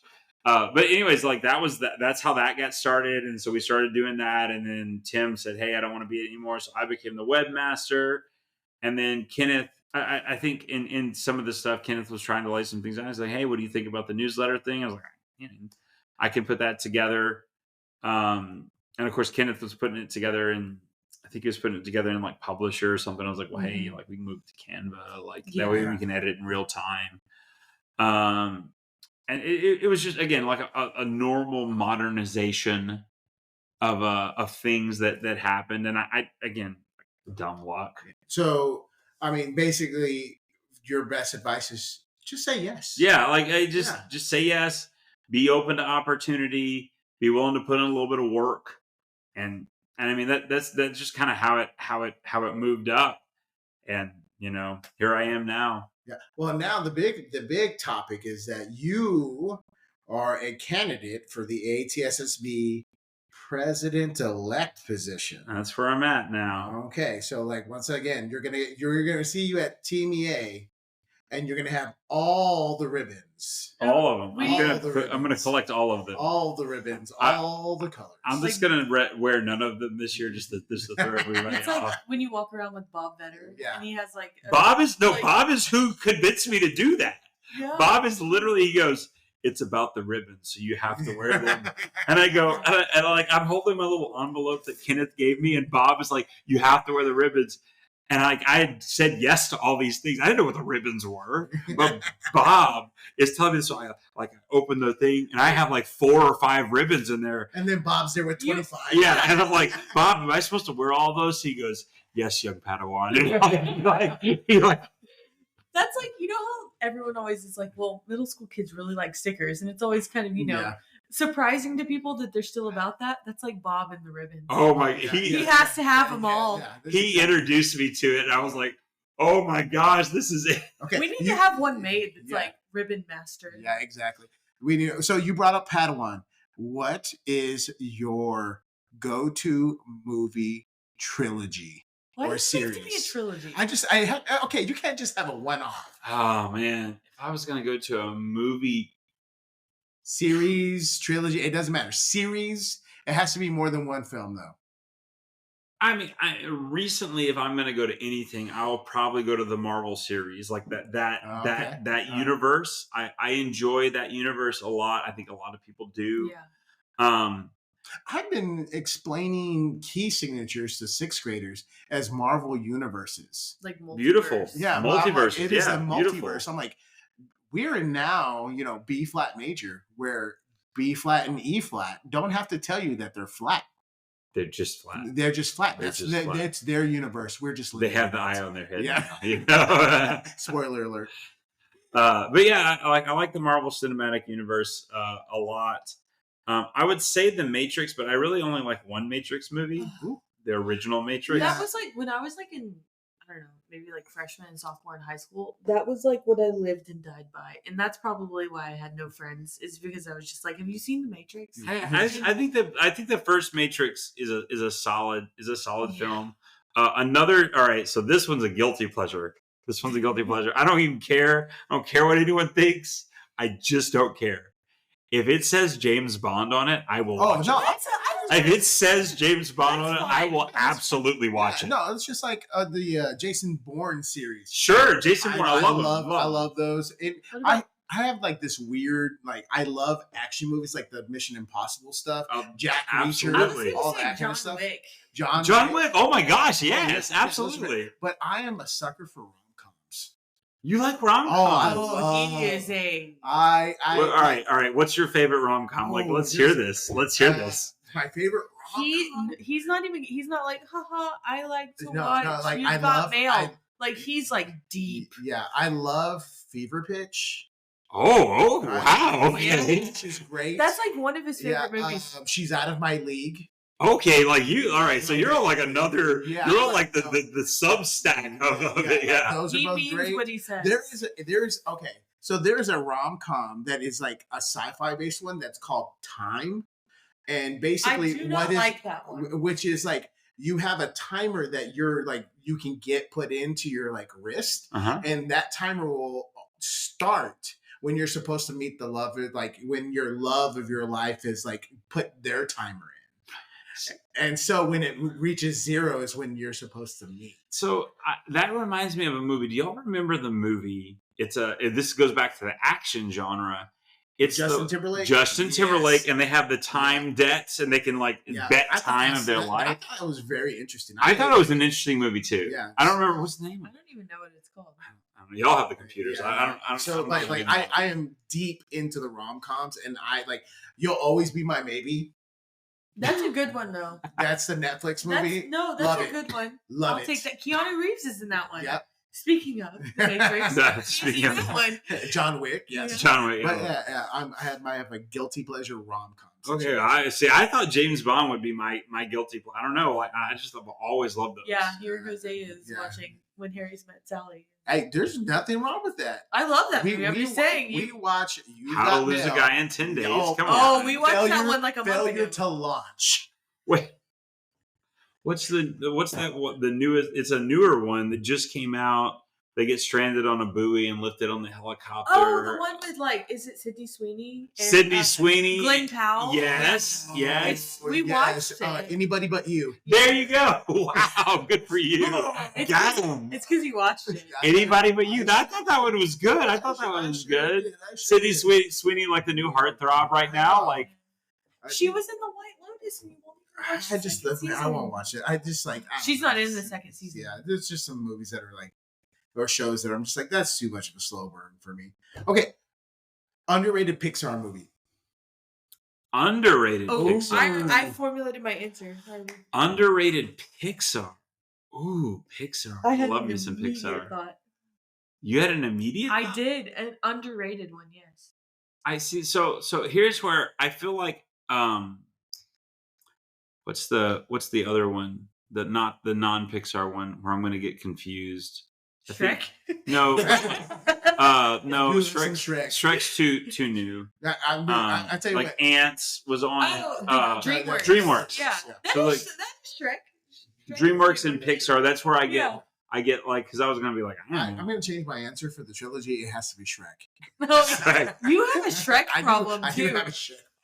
That is not. See, even... guys, if you said the best Pixar, like I'm gonna sit firmly on Toy Story. Like I love Toy Story. I think Toy Story is fantastic. I don't know why they went past part 3.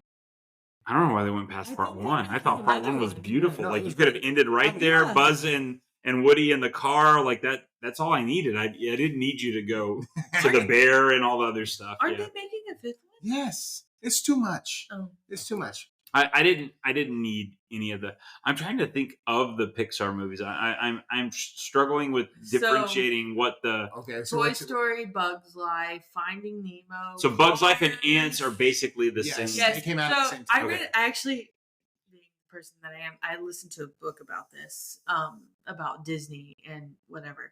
But that was like they split. Like there was like people that went to each company, and so that was just like a thing. Is like they were kind of developing the same movie at the same time. Okay, that's why like I get confused with Bugs Life and so Cars is one of them. Cars is Pixar. Inside Out is Pixar. I mean, I don't know if Inside Out would be considered underrated, but like I cry a I lot. don't think so. I cry a lot Well, during Inside Out. did- We all. So what's your underrated Pixar? Onward. Onward is like That is true. Oh my Yes. gosh, Onward is fantastic. because no one thinks of it, and it is like a great. Yeah. No, that movie is solid. It is very that good. one hit a little bit harder, especially after becoming a dad. Well, Absolutely. I was pregnant when we went to see that Yeah. movie, and that was just like it's just tears. like parents. If you're a parent, you're a young teacher, and eventually you're going to become a parent, or not, whatever you decide. Nothing will hit as hard. And I can remember this watching Juno after the twins were Oof, born. Yeah. that was rough. That was like, I mean, tears. There's a new Tears. one. It's not Pixar, but it's called Bad Robot. Bad Robot will catch you. You think it's a kids movie. You think it's innocent. It's a kids movie. Bad Robot or Wild Wild Robot? Robot. Wild Robot. Sorry. I We was Wild like, didn't- Robot. okay, I was Yeah. like, shh. No, I won't even spoil it. But you think like, oh, my kids are gonna like that, and you get to that movie, and you're sitting there as a parent. Wild Robot. I'm so sorry for saying that. Wild Robot. Bad Robot's a production company. Yeah. Wild Robot. I'm sitting there like watching it with my son, who asked to see this movie, Wild Robot, and I'm sitting there, and it's going through, and then all of a sudden I'm like, I don't know, I like it. It like reached it. There's a Bluey episode my daughter was watching called Sleepy Time. Yes. Oh my We've gosh. talked- Oh my gosh, like the little planet thing, and they're Yeah. playing the planets, and like, I'm watching the episode, and I'm like, That's oh me. my Yeah, god, Baby The Race. Baby Race episode, Baby I Race. cry like every time. That one and then Onesie. That one's rough wrecked- too. Yeah. wrecked Ah. people. but and then like the Bluey guy is like, I can't make any more. And I you're know. like, oh no, Yeah, what am I gonna More do? and I'm a tearful person, but I've cried more times watching Bluey even now. And I've seen. I can't tell you how much Bluey we watch. They're sneaky. Those movies are just they being just- sneaky. just, Like I went to see that Wild Robot movie fully expecting my kid to be entertained, that I was going to eat popcorn and drink a Yeah. Dr. Pepper Zero or whatever. And it's just like. And then like I'm over there like trying to steal some sweet tart ropes or whatever, and then like they just want to touch me in the heart or something, and I'm like, what is going on right now? This was supposed to be for him, and I'm over here bawling. It's like the same thing. Like I decided to watch The Iron Giant the other day. That was a bad decision on your And part. I told you that. I said, was why like- did you turn this I on? was like, I remember really enjoying this movie. And it's been decades since I've watched it. And I turned it on. I was like, That's like saying I want to watch The Fox and the Hound. I was about to say Good Fox time. and the Hound, Bambi. Yeah. Yes. Like movies I just watched as a kid and I was like, yeah, no problem. And like now I would be like, there's a definite problem. yeah. Yes. I Big need problem. This is I problem. need therapy. Yeah. Yes. I can't believe I Exactly. watched that movie. So all right. So since now that we've gotten that out of the way, so like, why do you want to be president of ATSSB? I mean, again, I think the cause that it exists for is valid. I think there's definitely differences between what the TMEA process can potentially accept as okay to do for students and what some of the smaller schools can accept. I just think that's different. I think representation is good. I think like ATSSB started in its inception as like wanting to be the voice of, and again, like you think like I work for China Spring, but I also worked for Wortham. And so I really think about this, like China Spring, like we can kind of operate as a 5A, like we can kind of operate that way, but Wortham cannot. Yeah. It just cannot. And so ATSSB speaks to that voice of that one kid. Like I'll go back to Garrett that we talked about earlier. It speaks to him. Insanely talented musical individual that because of location grew up in a 2A school, not a 6A school. And that student deserves an opportunity. I also think like as ATSSB continues to build itself and continues to outreach itself and continues to find ways to be more out there for the directors, I think there's just opportunities like maybe, and sometimes I feel like this happens because of the availability of, like directors that are maybe in ATSSB don't stay till, the Saturday of TMEA. And if you have a clinic that morning, it's problematic, or they have to go to the ATSSB concert. And so the timings are always wrong. But I think ATSSB is poised for a unique opportunity to maybe create some digital spaces or create some just like maybe regional spaces where we can have some things happen. John and I have talked about that before. Like just, like, hey, let's go talk about something over here at Gatesville and bring in lots of small schools to just Gatesville. Maybe that's easier to do on a Saturday than all of this hotel expense to go to TMEA. So I think those are definitely some things to think about. I think the podcast medium is another good thing that I think John brought that up one time. Like just like getting out there and talking about like maybe a little like this one's a more fun, but like on the ATSSB side of things, like maybe we were just saying, hey, you're having trouble with this. What about this? Yeah. Let's offer some solutions. But just really just being a voice for like students that, gosh, they're just in a 2A school. Like doesn't mean that they should be treated any differently, but they do need to be given an equitable place to exist, as opposed to a student that maybe is in a school where they had access to lessons from 6th grade. Yeah. And like, I mean, a lot of our 2A schools, like, that's not a possibility. No. I was the lesson teacher. Well, but what I'm saying is like, even for in the Wortham situation, Baylor is right there.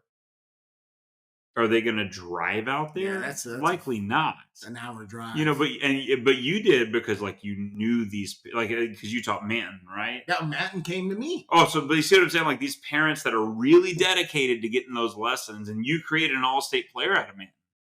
Like they're doing this like big jump to get that to happen. And I just think like that's where the ATSSB can exist in that space and offer some variety, offer some again just a space to represent all of those schools that are ultra small. Of course it goes all the way up to 4A, and there's a whole discussion about what does 4A look like, widespread. And what I mean, you could even go into what does 3A, 2A. It starts to get definitely small school, but like what does all of 3A look like? What does all of 4A look like? Maybe they don't all look the same, and there's some discussion there.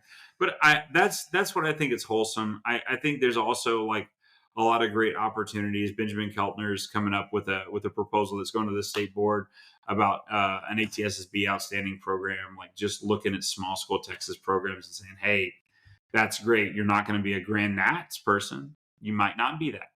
But the HSSB can exist in the space and, kind of act as a subtler shield. Like, hey, that's a really good school. And we can develop things like that. And I think those are creating opportunities to where like, just because you're 2A and maybe you're not going to win Grand Nats, there's still a space for you, and there's still a space to be relevant. There's still a space to be celebrated.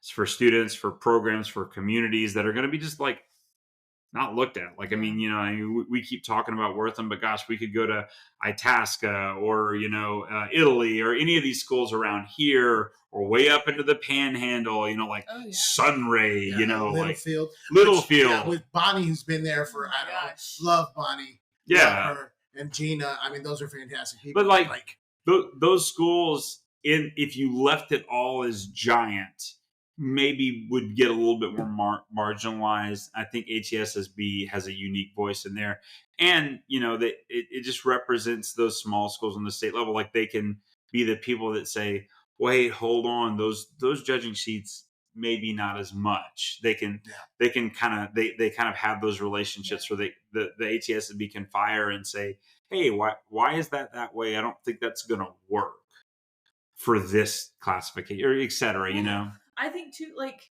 all three of us are products of the ATSSB system. Yeah. And it's just like providing opportunities for people no matter where they are. And we've talked about it before. And I think, something special about small school directors is like we've talked about Susan Young sewing color guard flags by hand. You're like out mowing the grass. And it's just like you have to wear so many hats. And still everyone has the same foundational like purpose is just give kids a chance and like give them the best education and student experience possible. And so any way that you can make that happen or the ways that you can expand upon that is just like why we do what we do to begin with. Yeah. I mean, even then, like, let's say that we were able to get a small number of students that, they associated their name with excellence. They bought into that, and maybe they don't become band directors, but they bought into this, like associating my name with excellence, and they're given opportunity to be excellent, right? Regardless of how large they are given opportunity to be excellent. I think that creates more doctors and lawyers and people that do that thing. An example of that, which is still in the area, is Jordan Sunderman over at Rosebud Lodge. Yeah. She is a product of China Spring High School, and now she's back in a small school. And in her first three years of teaching, she's made 2 state marching band appearances. One with David Vedito, who used to be my boss, and she's continuing that legacy. And so like just feeding that culture and allowing us to kind of expand that in its own way. And like you kind of like just said this, but I think the mentorship that exists within ATSSB is unmatched. But it's not like it's not managed. It's like not it just managed. happens. It just happens because like all these small school directors are like, "Hey, I've been in this situation before. Like, let me because help we're all just you." trying to survive. Sometimes it's like, oh, hey, that one time I had to mow this, field or this. Or you're calling people like this is a typical like kind of small school thing. Like, oh no, I have 5 euphoniums instead of 3. But the school district only has 3 euphoniums. Yeah. I mean, we had Chris over at he was over at Manor New Tech. Now he's at Conley there. Austin, great guy. we had area finals and we had a soprano sax incident where we had a prop break and Chris gave me his soprano sax to use during performance. I mean, with nothing in it for him. Yeah. And like I reached out to several other people, it just couldn't happen because like all the big schools just I thought of the word. wouldn't happen. It's not formal. Like it's not a formal like mentorship system, but like people are so willing to just help, and it's just like, you know, part of almost the culture of just like the ATSSB environment. If you need help, there's someone there to help you. Yeah, and you know, and why is it different? You know, maybe it's because of the communities, maybe it's because of their isolation and how they react with each other. Whereas, like, if you're in something that is tight together, like the Metroplex, the competition is high. Like I mean, I was talking about this the other day. Like, you go to a restaurant in the Metroplex, your waitress or your waiter is going to act differently than if you go out into a small town, because the competition is so high up there and so I guess you would say, what's the word? I wouldn't say condensed. Yeah, you know, like it's compact. It's concentrated. Yeah, it's so concentrated that everyone has to exist at a much different level up there. Whereas as you expand out from that, and that competition becomes less concentrated. Whereas, like, I can't just go 20 minutes and see a school that is going to compete with me. All those schools are far away, and I only see them at contests. You know, like here in Waco, like we're real fortunate where we can just kind of run into people that we're going to see at area and we're going to compete against that area. But you know, as the schools get smaller, distance just keeps increasing. Just like when we talked to Jesus made the comment of like, sometimes I'm going to go to a football game and there might not be a band because he's in the 1A. Well, he said that he took that for granted because he came from a big school, and that's something he took for granted. Like, you go to a football game and there's another visiting band there or whatever. It's very interesting because like I've gotten more calls this year about like helping other people just in their band directing journey than I think I ever have. And like I've had more coffee, you know, meetups and to discuss things. And I appreciate that. And it also helps me like remember like whenever I didn't have the answers. And then it also reminds me like, well, you know what? I still don't have all the answers. We gotta get answers. Like, we talk about burnout and we talk about, you know, protecting our peace and stuff like that. And you should absolutely, you should not do something that is going to like be a detriment to you and like what you have to give to your program or your family or so on and so forth. But if you have the ability to help someone who is asking you for help, and that's like a say yes moment, like you were talking about saying yes and just getting involved. Like, if someone is reaching out to you, like, please help them. Just like you're serving, you know, your greater community and ATSSB or wherever you are. You're just helping everyone around you. Yeah, and so one of the things that's special to the ATSSB program is like the OPS. Yeah, OPS. So OPS is fantastic. We've talked about it beforehand, but like something that you mentioned that you would like to actually have discussions about creating some type of online archive or some kind of archive to where people can reference back to that. What happened, and we were talking about this earlier and we wanted to go into this. So what happened was when Don was running it, everyone was doing tapes and CDs. And so the OPS would render these CDs and all the ATSB membership would get a CD. And that was back when like we would burn the CD or like at one point. What's a CD? Yeah. It's antiquated at this point. And so right now, and when I say I want to see it done, it is currently being done. It's something I was really passionate about. And I'm sure Colin was like, Mark, please just chill out about this. But I'm like, I wouldn't let it go. And in all honesty, Colin was super supportive. I was like, hey, there's no reason, like literally none, not even one reason why we are not taking these reference recordings, which if you look at the OPS, that was why it was created. The Outstanding Performance Series was created to get reference recordings of what fantastic 1C, 2C, 1A, 2A, 3A, 4A now, like what those schools sound like. Yeah. What does fantastic versions of tunes, what are they playing? What do they sound like? And it was supposed to be reference recordings. And so the way it was distributed was via, CD, as it kind of incepted, you would get a CD, you would have the recordings, and that's how like when I was saying, oh yeah, I'm listening to this school's version of Circus Bee. That's how I have it, is because I have the physical CD. And so in the talks, we are right now, Scott Probst is working on this.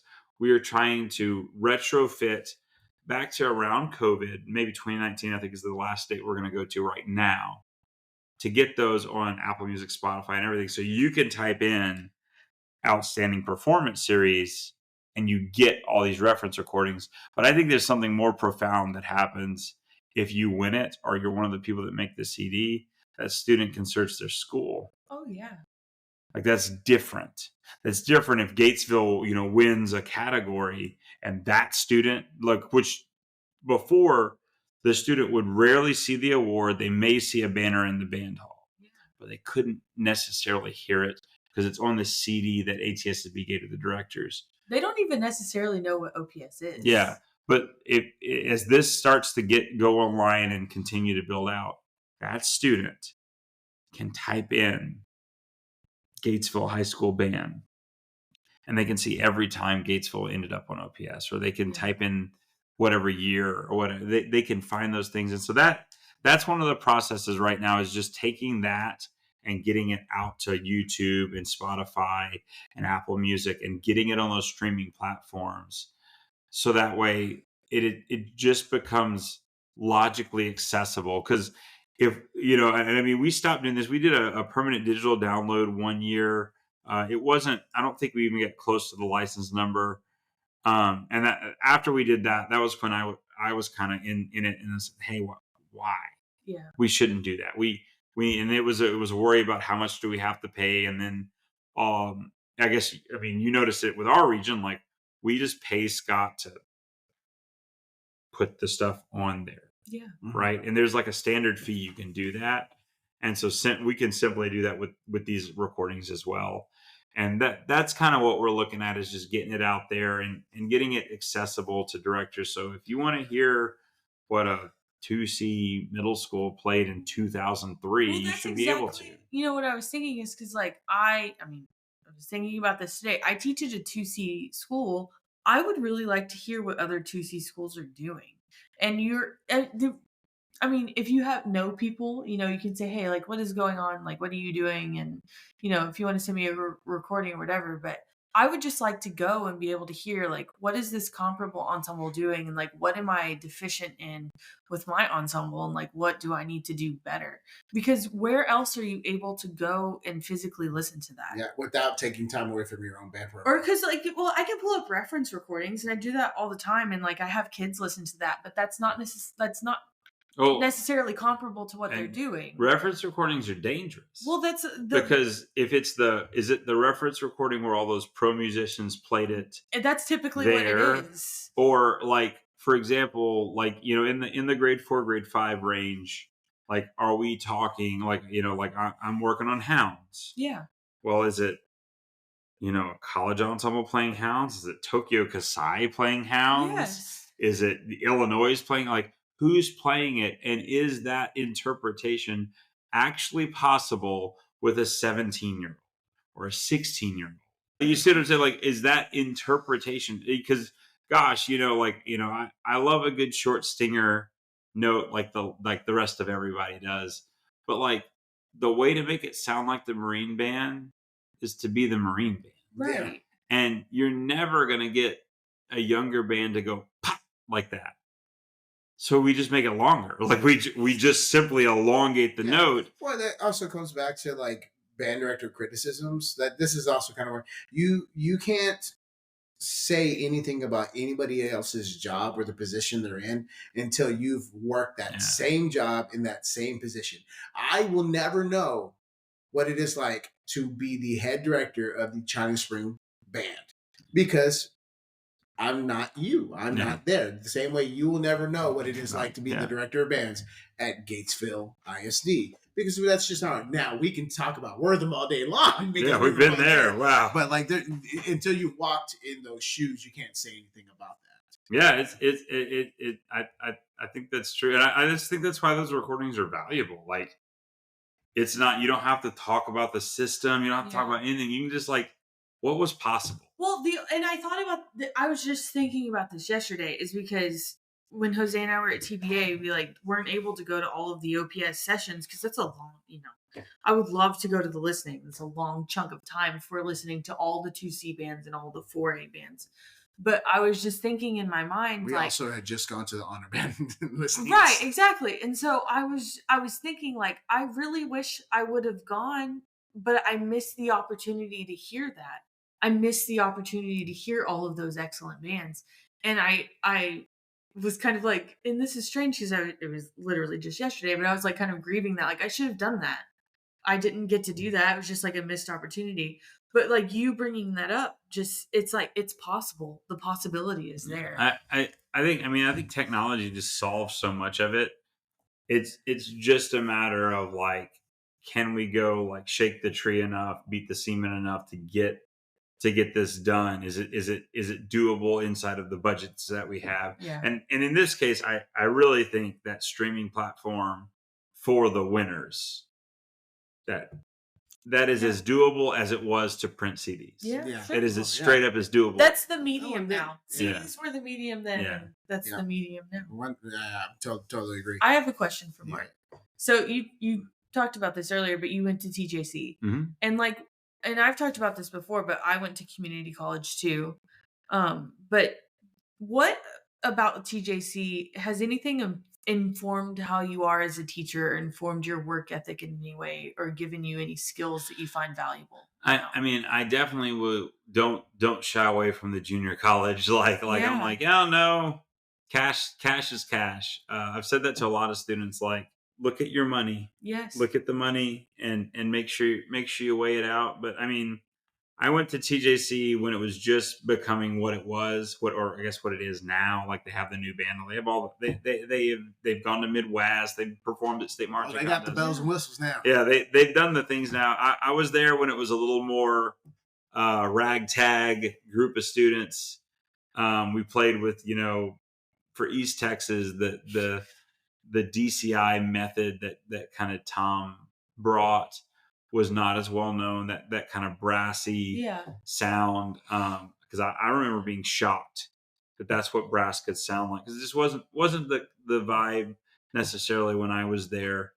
And he brought that there, and it became this thing. But I don't know. I went there and I was given a lot of opportunity to play, which I think was valuable. I got to play in the jazz band, in the sax quartet, in the top wind ensemble. I got to play in the marching band. I got to be a student leader. I got to do all these things. And the one thing that I think a lot of 4-years find deficient in the JUCO students is sometimes, depending on the applied faculty that is available at JUCOs, they come in a little deficient in their ability to perform on an instrument. I think your story is probably similar to mine. If that's me deficient, you don't want to meet me when I got to TJC. Yeah. Right? TJC is what made me really able to audition for something. And make it. I did audition for SFA back in the day, and they kind of gave me like, yeah, sure, you can come to the music school. Yeah. But when I auditioned coming out of TJC, like, I was very like, yep, I know exactly what to play. I knew exactly the solos. I knew how to play the scales. I was able to pass the upper levels like right out of the gate because of what TJC did for me. But I get the concern from and I've talked to several professors at 4-year colleges about this. I get the concern that some JUCO students are coming in like, maybe as far as a performer, a little deficient, but in many cases they may be saying that, but they would have never even talked to that student. Right. If they would have walked in off the street. And that's what I mean too. Like, I was deficient at the beginning, but by the end of it, like I wasn't at the level perhaps of like my peers, but I could hang. Yeah.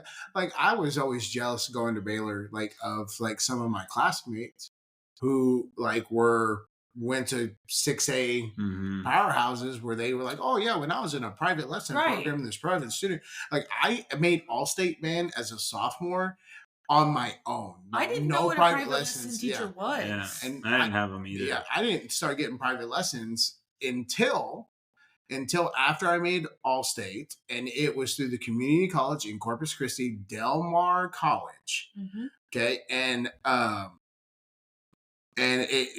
just lucked out that our school had just gotten into a contract with Del Mar, and I took an applied music class, and so I would leave school once a week and drive 45 minutes to take a lesson. Wow! And so I would leave, go take a, and I like this is one of the best, and he might remember me, and he tried to get me to Del Mar real bad, and I decided to go to Baylor instead because like that's the journey I wanted to take. But I had the privilege of learning from tuba, and he was a bass drum player, from Andy Russell. Mm-hmm. And Andy Russell is like if you know who he is, like he's a big name in a lot of ways. I mean, he sits in like the band halls over at Styles. Yeah. Like he's old school, but I remember him teaching me tuba lessons and trying to get me there. But like that wouldn't have happened if I didn't do everything like for myself and with the guidance of my head band director, who was a French horn player. Yeah. I say I like that. I had a saxophone player band director. But like there was no lessons. Like I missed state by one spot. But like all that was just like, I mean, I like we were talking about, Weston earlier, like I just practiced at the band hall. I didn't really have the private lesson I didn't either thing, the apparatus there. But now it seems like it's like this thing we do, you know. Yeah. I had a drum pad at home. That was it. I didn't have anything else. That was it. I practiced at the band hall, or I had a drum pad at home, and I had no lesson teacher, and that was it. I got lucky because, and I still have this mouthpiece, and all the students think it looks super old. So my brother went to UNT as a music major. He was a guitar player, and he was in a band with a saxophone player. And that saxophone player saw me playing on my saxophone. I had my Yamaha YAS 23, which is like the Allegro model now. They don't have a YAS 23 anymore. If you ever see those saxophones in those purple cases, that's the one. Yeah. The purple case saxophone. Anyways, and I had that Yamaha 4C quality mouthpiece. It's not a quality mouthpiece. Probably playing on like Rico Reeds back then. What are you talking about? This is like 99 oils. The scented valve was like that was over in East Texas. I guess we didn't get those things. Man, Tatum Music didn't offer that. But this saxophone player walks up and he sees me with my saxophone. I'm in like ninth grade or whatever, and he's like, "Hey, do you want a new mouthpiece?" And I was like, "Well, this one works." And he goes, "No, man, you should take this." And he hands me, it's like poop brown. My mouthpiece does not look very appeasing. He hands me this like nasty looking mouthpiece. It's got this leather ligature, a little tattered maybe. And I was like, "Okay." And I take it. And I'm holding in my hand like the Selmer C-Star S80 with the Robner, exactly what a lot of people give. I have no idea. Like, zero idea what this guy just gave me. I just put it on and I play it and I'm like, oh, this is way easier to play. And then he's like, what kind of reed is that? I'm like, I don't know. It's like a Rico, like a Rico 2.5. And he's like, man, you should try this. And he gives me the blue wrapped Van Doren, and he gives me like a 3.5. And I was like, this is terrible to play on. Why'd you give me this? And I guess because he was from UNT, like he knew all the things, and he gave me that, and he said, you should try this. That is where, like, it was no lesson whatsoever. It was just this happened. I ran into this guy, and he handed me this mouthpiece. And this mouthpiece, it literally, but I don't know if someone put it in a dishwasher or whatever. But like they left it out in the marching field. It has been under so much distress that it is not black. It is not shiny. It looks a little grungy. Like you would be like, ooh, that looks like it's used. Yeah. But anyways, that was my C-Star. But that comes back to something I've said. Like you don't know what you don't know, and like I said this in our introduction. It is not a sin to be weak. It is a sin to stay weak. For sure. And that comes back to that. Like it's okay if you don't know the thing. It's not okay if you continue to not know the thing. Ask the question. I just realized that you're wearing a Monsters University shirt. Yeah. This is also a very underrated Pixar film. Is that Monsters? I thought Monsters is like quality. No, Monsters University. Oh, I don't know if I've seen Monsters University. Okay, aren't the Blue Devils? Who's the credited marching band for that? For the soundtrack? I don't know. I thought it was the Blue Devils. The soundtrack is fantastic. They caught it just right. I'm gonna have to watch it now. I don't think I've watched. It's good. It's good. I'll get my daughter. She'll just like chill there. It's fantastic. For sure. The way they did like the college songs in there, it feels like the 19. It was the Blue Devils. The drum line. Yeah. There you go. Dang. Yeah. That's all right. So what's in your ear this week? In my ear this week, well, Lux Perpetua, because we're playing that. Been listening to that a whole bunch. I've been focused a lot on a couple of books. I read a lot about AI, so like that's one of the things. But another one is called The Art of Possibility. Been reading on that, just a simple self-help book. Love him or hate him, Tony Robbins. And again, I don't know if you meant by music by that, but whatever. I take in a lot of things. Love him or hate him, Tony Robbins. Although that you can kind of get the cult feel from it, I'm sure. We've discussed we're in a giant cult. That's what John went on a rant yesterday about how the first 4 letters of culture is cult. So. Yeah, and I mean like that. But like, you know, I've been kind of listening to things like that. So those are a couple of things that have been in my ear. I've been on this kick of just like learning a whole lot about like what is AI doing, how is it interacting with e-commerce. So that's been a couple of things that I've personally been kind of taking in. I've been listening to if you know Mark Manson, I won't say the name of his book out loud. This is a family podcast, obviously. But Mark Manson has a really, really good book that just kind of talks about like, hey, you don't have to care about what everyone thinks. Care about shoot your shot. Yeah, like you can say, you know what, that person's opinion of me really doesn't matter. That's the era that I'm in. Yeah. I need to pick up that book. Yeah. Just look up Mark Manson, you'll find it. But yeah, I've been listening to a podcast that he's on a little bit. They're talking a lot about how like the self-help culture has kind of exploded and it's continued to explode, and maybe there's a little bit too much of it, maybe not enough. They're not sure, but that's been kind of what I've been listening on, and just kind of using my waking up, like meditation thing, kind of trying to stay a little more centered, a little more positive, maybe a little kinder, I hope. Just a little trying to do that, and then again, listening to a whole lot of, concert band music, or I guess I've listened to a good bit of things for marching band as well, because such is life. We also evidently are supposed to be planning that right now. I started listening to Come Sunday today. Oh, it's because I mentioned good. it yesterday. Yeah, and I just it's been living in me. Yeah. It's been living in my soul. Come Sunday is a good one to live in your soul. If you're like in a rut or something like that, you just need to listen to the last movement of that, and like you'll be fine. Man, I tell you what, the Omar Thomas Shenandoah. Beautiful. I love that. Beautiful. Oh, beautiful. I love that. It's so really good. So good. So good. What's something that you would want to bring back if you could? Something. So I was thinking about this. You're going to agree with me on this one, hardcore, I think.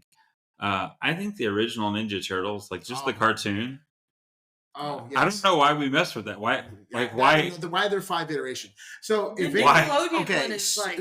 why did we mess with it? Like it was quality. Yeah, that was good. for the listeners, I am obsessive compulsive obsessive, and so I like to collect things. And I collect several things. Like when I was a kid, baseball cards. I had. We still have them. Yeah, we still have them. Baseball cards, Ninja Turtle memorabilia. Okay, I collect those among other things that I have to have. Like I just have an itch. It's just like it's an obsessive personality. Like I am also somebody who enjoys colognes. Like I like to smell good, and I have to. I'm a large man. I own a lot of real estate. All right, so therefore I am very aware of my. Let me just spray. I'm gonna spray some stuff on. I'm like, obsessive compulsive. I think like just the old fashioned Ninja Turtles was solid. I have another one like that I really liked. I don't know why I liked it, but like DuckTales, Darkwing Duck. Yes. Oh my gosh.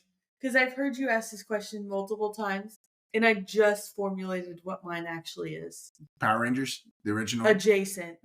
Oh. Beetleborgs. Yes.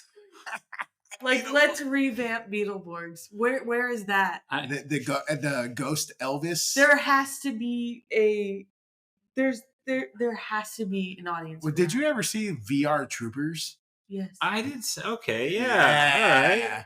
Yeah. See, I'm just. Well, see. So what was the blue Elvis's name in Beetleborgs? I don't remember. I'm gonna look it up. Gosh, I don't know. I just say like that stuff because like I'm just looking at it like, man, like DuckTales. Solid theme song. Like, straight up, like a bop. That's a Gen Z talk right there. Yeah. A bop. like I have wanted to do that as a stand tune for a while. And it's just the trumpet part's stupid hard, but like that was so good. Yeah, that was great. And like I just that era of cartoon was so good. Saturday morning cartoons. Well, like, do you remember Tailspin? Yes. Oh my gosh. What a great show. His name was. What's your favorite Robin Williams? It's not Flubber. I mean, that's a second. Mrs. Doubtfire is too iconic. Okay. I mean, Robin Williams. Okay, I misspoke. I thought too quickly. I have another answer. The Birdcage. The Birdcage is okay. Good. But Mrs. Doubtfire is second. Flubber is third. See, I like this one because it's weird, I guess, but I love What Dreams Make. Oh, that's a good one. Really sad. I know it's really sad. Niche. That's a but niche. Like maybe I'm just have a weird obsession like with comedy actors that portray dramatic roles because some of them are just hilariously good at it. And I felt like I had seen him do like Aladdin and all this stuff. Yeah. And then that movie comes out and you're like, yeah, you can act. Well, and Good Will Hunting. Yeah, Good Will Hunting. Oh, yeah. Well, it's just like, okay, like, and I know you have your feelings about this, but like Jim Carrey in The Truman Show. Yeah, okay. Like, that's another one. I think one. Caught that at a bad time in my life. I think I was too young to so good. It's just like the same thing with the idea of like Pleasantville. Mm-hmm. Like I love things like that are like dystopian, utopian societies that are like turned on its head. I just love that stuff. The Giver. I love that book as a middle schooler. Yeah. Yeah, I just like Mrs. Doubtfire. Like I don't think I have the strength. I don't have the strength. Yeah. But the Birdcage is iconic. I love how Pierce Brosnan is straight up in that movie. Like he's just straight up like chilling, and you're like I remember seeing that. I'm like, that's James Bond. Yeah. And he's just like straight up chilling, like no big deal. Okay. So I'm assuming that you played GoldenEye on it. Absolutely. Yeah, me too. Yeah. Oh my gosh. I love. So this is another thing. They have those remastered like GoldenEye videos. Oh yeah. Gosh, so good. That was one of the greatest games of my childhood. Well, because we're talking about things that are going to eventually be nostalgia, what is the Gen Z talk this week? I have one thing. I don't know if you guys have anything else. And I don't have an explanation for it other than you just need to look it up. But the plankton meme, have you seen There's a plankton meme? Yeah. I don't know. All right. Well, now you have homework. The plankton meme. Yeah. I didn't hear about that one. I have a lot of students right now like going absolutely berserk over what's it called? Block Blast? Oh, Corbin plays that. Block Blast. Corbin, I know you play that. And of course, like I don't know how anyone's ignoring this one, Brawl Stars.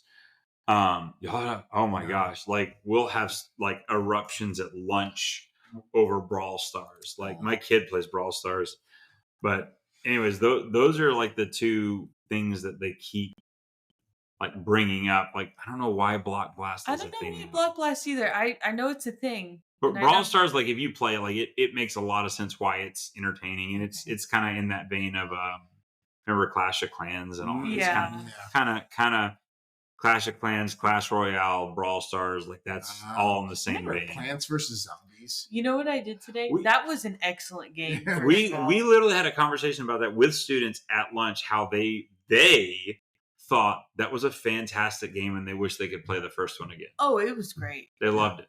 Well, I remember when Flappy Bird was like a thing. Yeah, Flappy Bird. Like I was like, people went nuts over that. Like, I learned so when I originally like started like messing around with some like app coding, I coded on the like this called Xcode that you put on your computer. I coded a Flappy Bird ripoff. That's excellent. That's exactly what I coded. Nice. I downloaded the clapping music app today because we were talking about it, and I was like, no, like if you want to learn what it's like, you can just download this app. And, like, you know about clapping music? No, I don't. Save yourself. It's a Steve percussion. Reich, It's a percussion thing. Yeah, like clapping music and music for pieces of wood are both based on like the same kind of idea. But there's an app. I thought it was cool because I knew what drop spin was. Like, basically, it's a sequence. So, yep. And there's an app built off of it where like there's the rock, and then you get to be the phase that happens. And so it phases all the way through, and it like comes down, and the worse you get, it goes back up into its game over. Yeah. Oh my gosh! And so like we were dating when that app like pushed. There's a picture of me waiting at our wedding to walk down the aisle, and I'm sitting playing the clapping music app in my wedding dress. Yep, Sarah Favinger took that picture. It's like, oh my goodness. Did you have any like band music in your wedding? We did. We had Elsa's. Thank you, Jonathan Castillo, first of all. Second of all, the Holst March from the first suite. Like I'm too like I'm more of a like because I'm the jazzer. So like you a lot of like more like Signed, Sealed, Delivered, like those kind of tunes. Yeah. You know, like Stance was a Louis Armstrong tune though. Yeah. A Kiss to Build a Dream on. Yeah, I mean that. You kicked it old school on that one. That's where kind of like my mind exists in those tunes. I know some people like O Magnum Mysterium and these like big heavy literature things. I'm a little more like, you know, like give me Louis Armstrong, give me something like, you know, something like that. I Frank Sinatra, like I'm a big Frank Sinatra nut, so to speak, and so that's kind of where my if you say where's my music going to come from for anything like that, it's going to be right there, or the 70s, like, you know. We're talking about games. Like, does anybody else? Is this just me that still does this? Does anybody else still play the Wordle every day? No. I never played the Wordle originally, though. I guess me and my sister are the only ones. You like games like that. Like my sister does too, and so she's the only one now that I can really talk to about that kind of stuff. But I guess it's everyone's playing Block Blast now. I don't even think I have. Now that you say that, I don't even know that I have an NYT Games subscription, so I play the Wordle, Connections, and do Strands every day. But yeah, I guess that's just a thing of the past now. Ugh. It was a phase that we all went through. Yeah, big phase. Gosh, I can't even find I don't even know if I have any. Oh. I don't. Download the NYT game.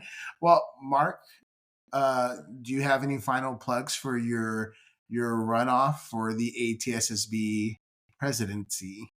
I mean, if you're listening to this, you got two great people to vote for. You know, I'd love it if you'd give me your support. You know, definitely think is on an experience side. Like I've just been around ATSSB at all levels at this point. And so I I think I have good operational knowledge and some great people that have great ideas that I'm connected to that I'd love to get out there.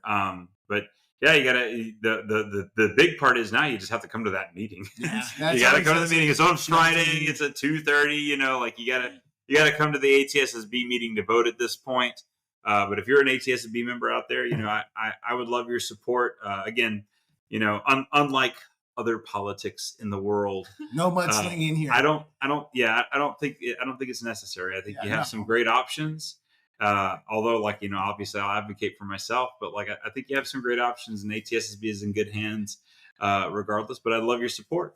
Yeah. I mean, but I know both candidates, and you're sitting here in our living room, and I think there is not a wrong choice in this, venture. But if you want to vote for the guy with more hair, his name is Mark. That is Nicholson. me. That is definitely. I definitely have more hair. Love you, Brian. It's the hill that you die on. Can't help that, Brian. I'm sorry. I do have a little bit more hair. That's not where I expected that to go. Mark's gonna have signs. Vote for the guy with hair. Oh my god! I don't have the cool hat, He does have the hat. He does have the hat and the goatee. He has a really good goatee. Oh, it's a pronounced. Yeah. So all right. So Brian, I hope you're listening to this because his goatee, you're gonna agree with me when I say this. His goatee, he could be a professional wrestler. Oh yeah, 100%. That goatee, he could be a Brian professional wrestler. Exactly. I mean, he was a tuba player.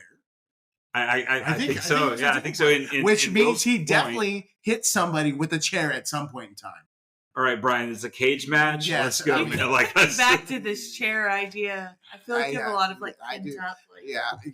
he's a smaller version of Stone Cold Steve Austin. That's it. Sure. Yeah, that's it. He is Stone Cold Tuba Austin. I don't know. I just say he's something. Yeah. So he has the hat. He's very Texas. So there's obviously again, this is going off topic again, but there is. This is the yapping. Yeah, this is the yapping. There's all those documentaries about the wrestling. Are we gonna see Brian Sowers on that? I watch those Hulk Hogan, Stone Cold Steve Austin, awesome. Sting. He thinks a lot about wrestling. I was living my life again, watching all of this happen. Okay, I had to explain this to Alexa the other day. The WCW WWF battle for Monday night. This was a oh my gosh, yes. Which gave birth to the Attitude Era. Yes. Which was a completely different. Why did we start talking about this? Because it was a whole explanation. He sat me down and was this is what there's a documentary about it, and you get you'll get the NWO out of it. Oh my god, it's because I was watching that documentary and I forgot how Austin 316 came about. And I forgot he was in that fight with the preacher wrestler. Yep. And that's how, because Stone Cold says it so in Austin 360. It just means I just whooped your family friendly message. I totally forgot that happened, and I saw it and I was like, oh my gosh, that's where it came from. I remember that episode. I remember that fight, it was an episode. Yeah, it was an episode. I episode. that being a thing. But I'd never, because I wasn't tuned into wrestling. I didn't know what it was. There's a video. Alexa has a video of me, from when the twins were born, because they spent 2 weeks in the NICU. I fell asleep on our chase, face down with my phone in my hand, and Alexa's trying to talk to me, and I'm watching wrestling videos from 1999. No, it was Triple H. Oh, sorry. It was DX. He runs the show now. Triple H runs the show. It was DX versus The Rock. Of course. Specifically. So, of course. The People's Elbow. Yeah. So I was like, what are you watching? And he's asleep. He can't even keep his eyes open. I don't fault you because I had me and my younger brother had the same, we bought the video games, we did everything. Great. Well, I think we're gonna clothesline this show. We've done a lot of yapping. Alexa, you have anything else? I don't have anything else. Mark, do you have anything else? No, I'm good. All right. I think we're good. Do you have anything else? No, I think I'm good. See you next time. Bye. We out. Later.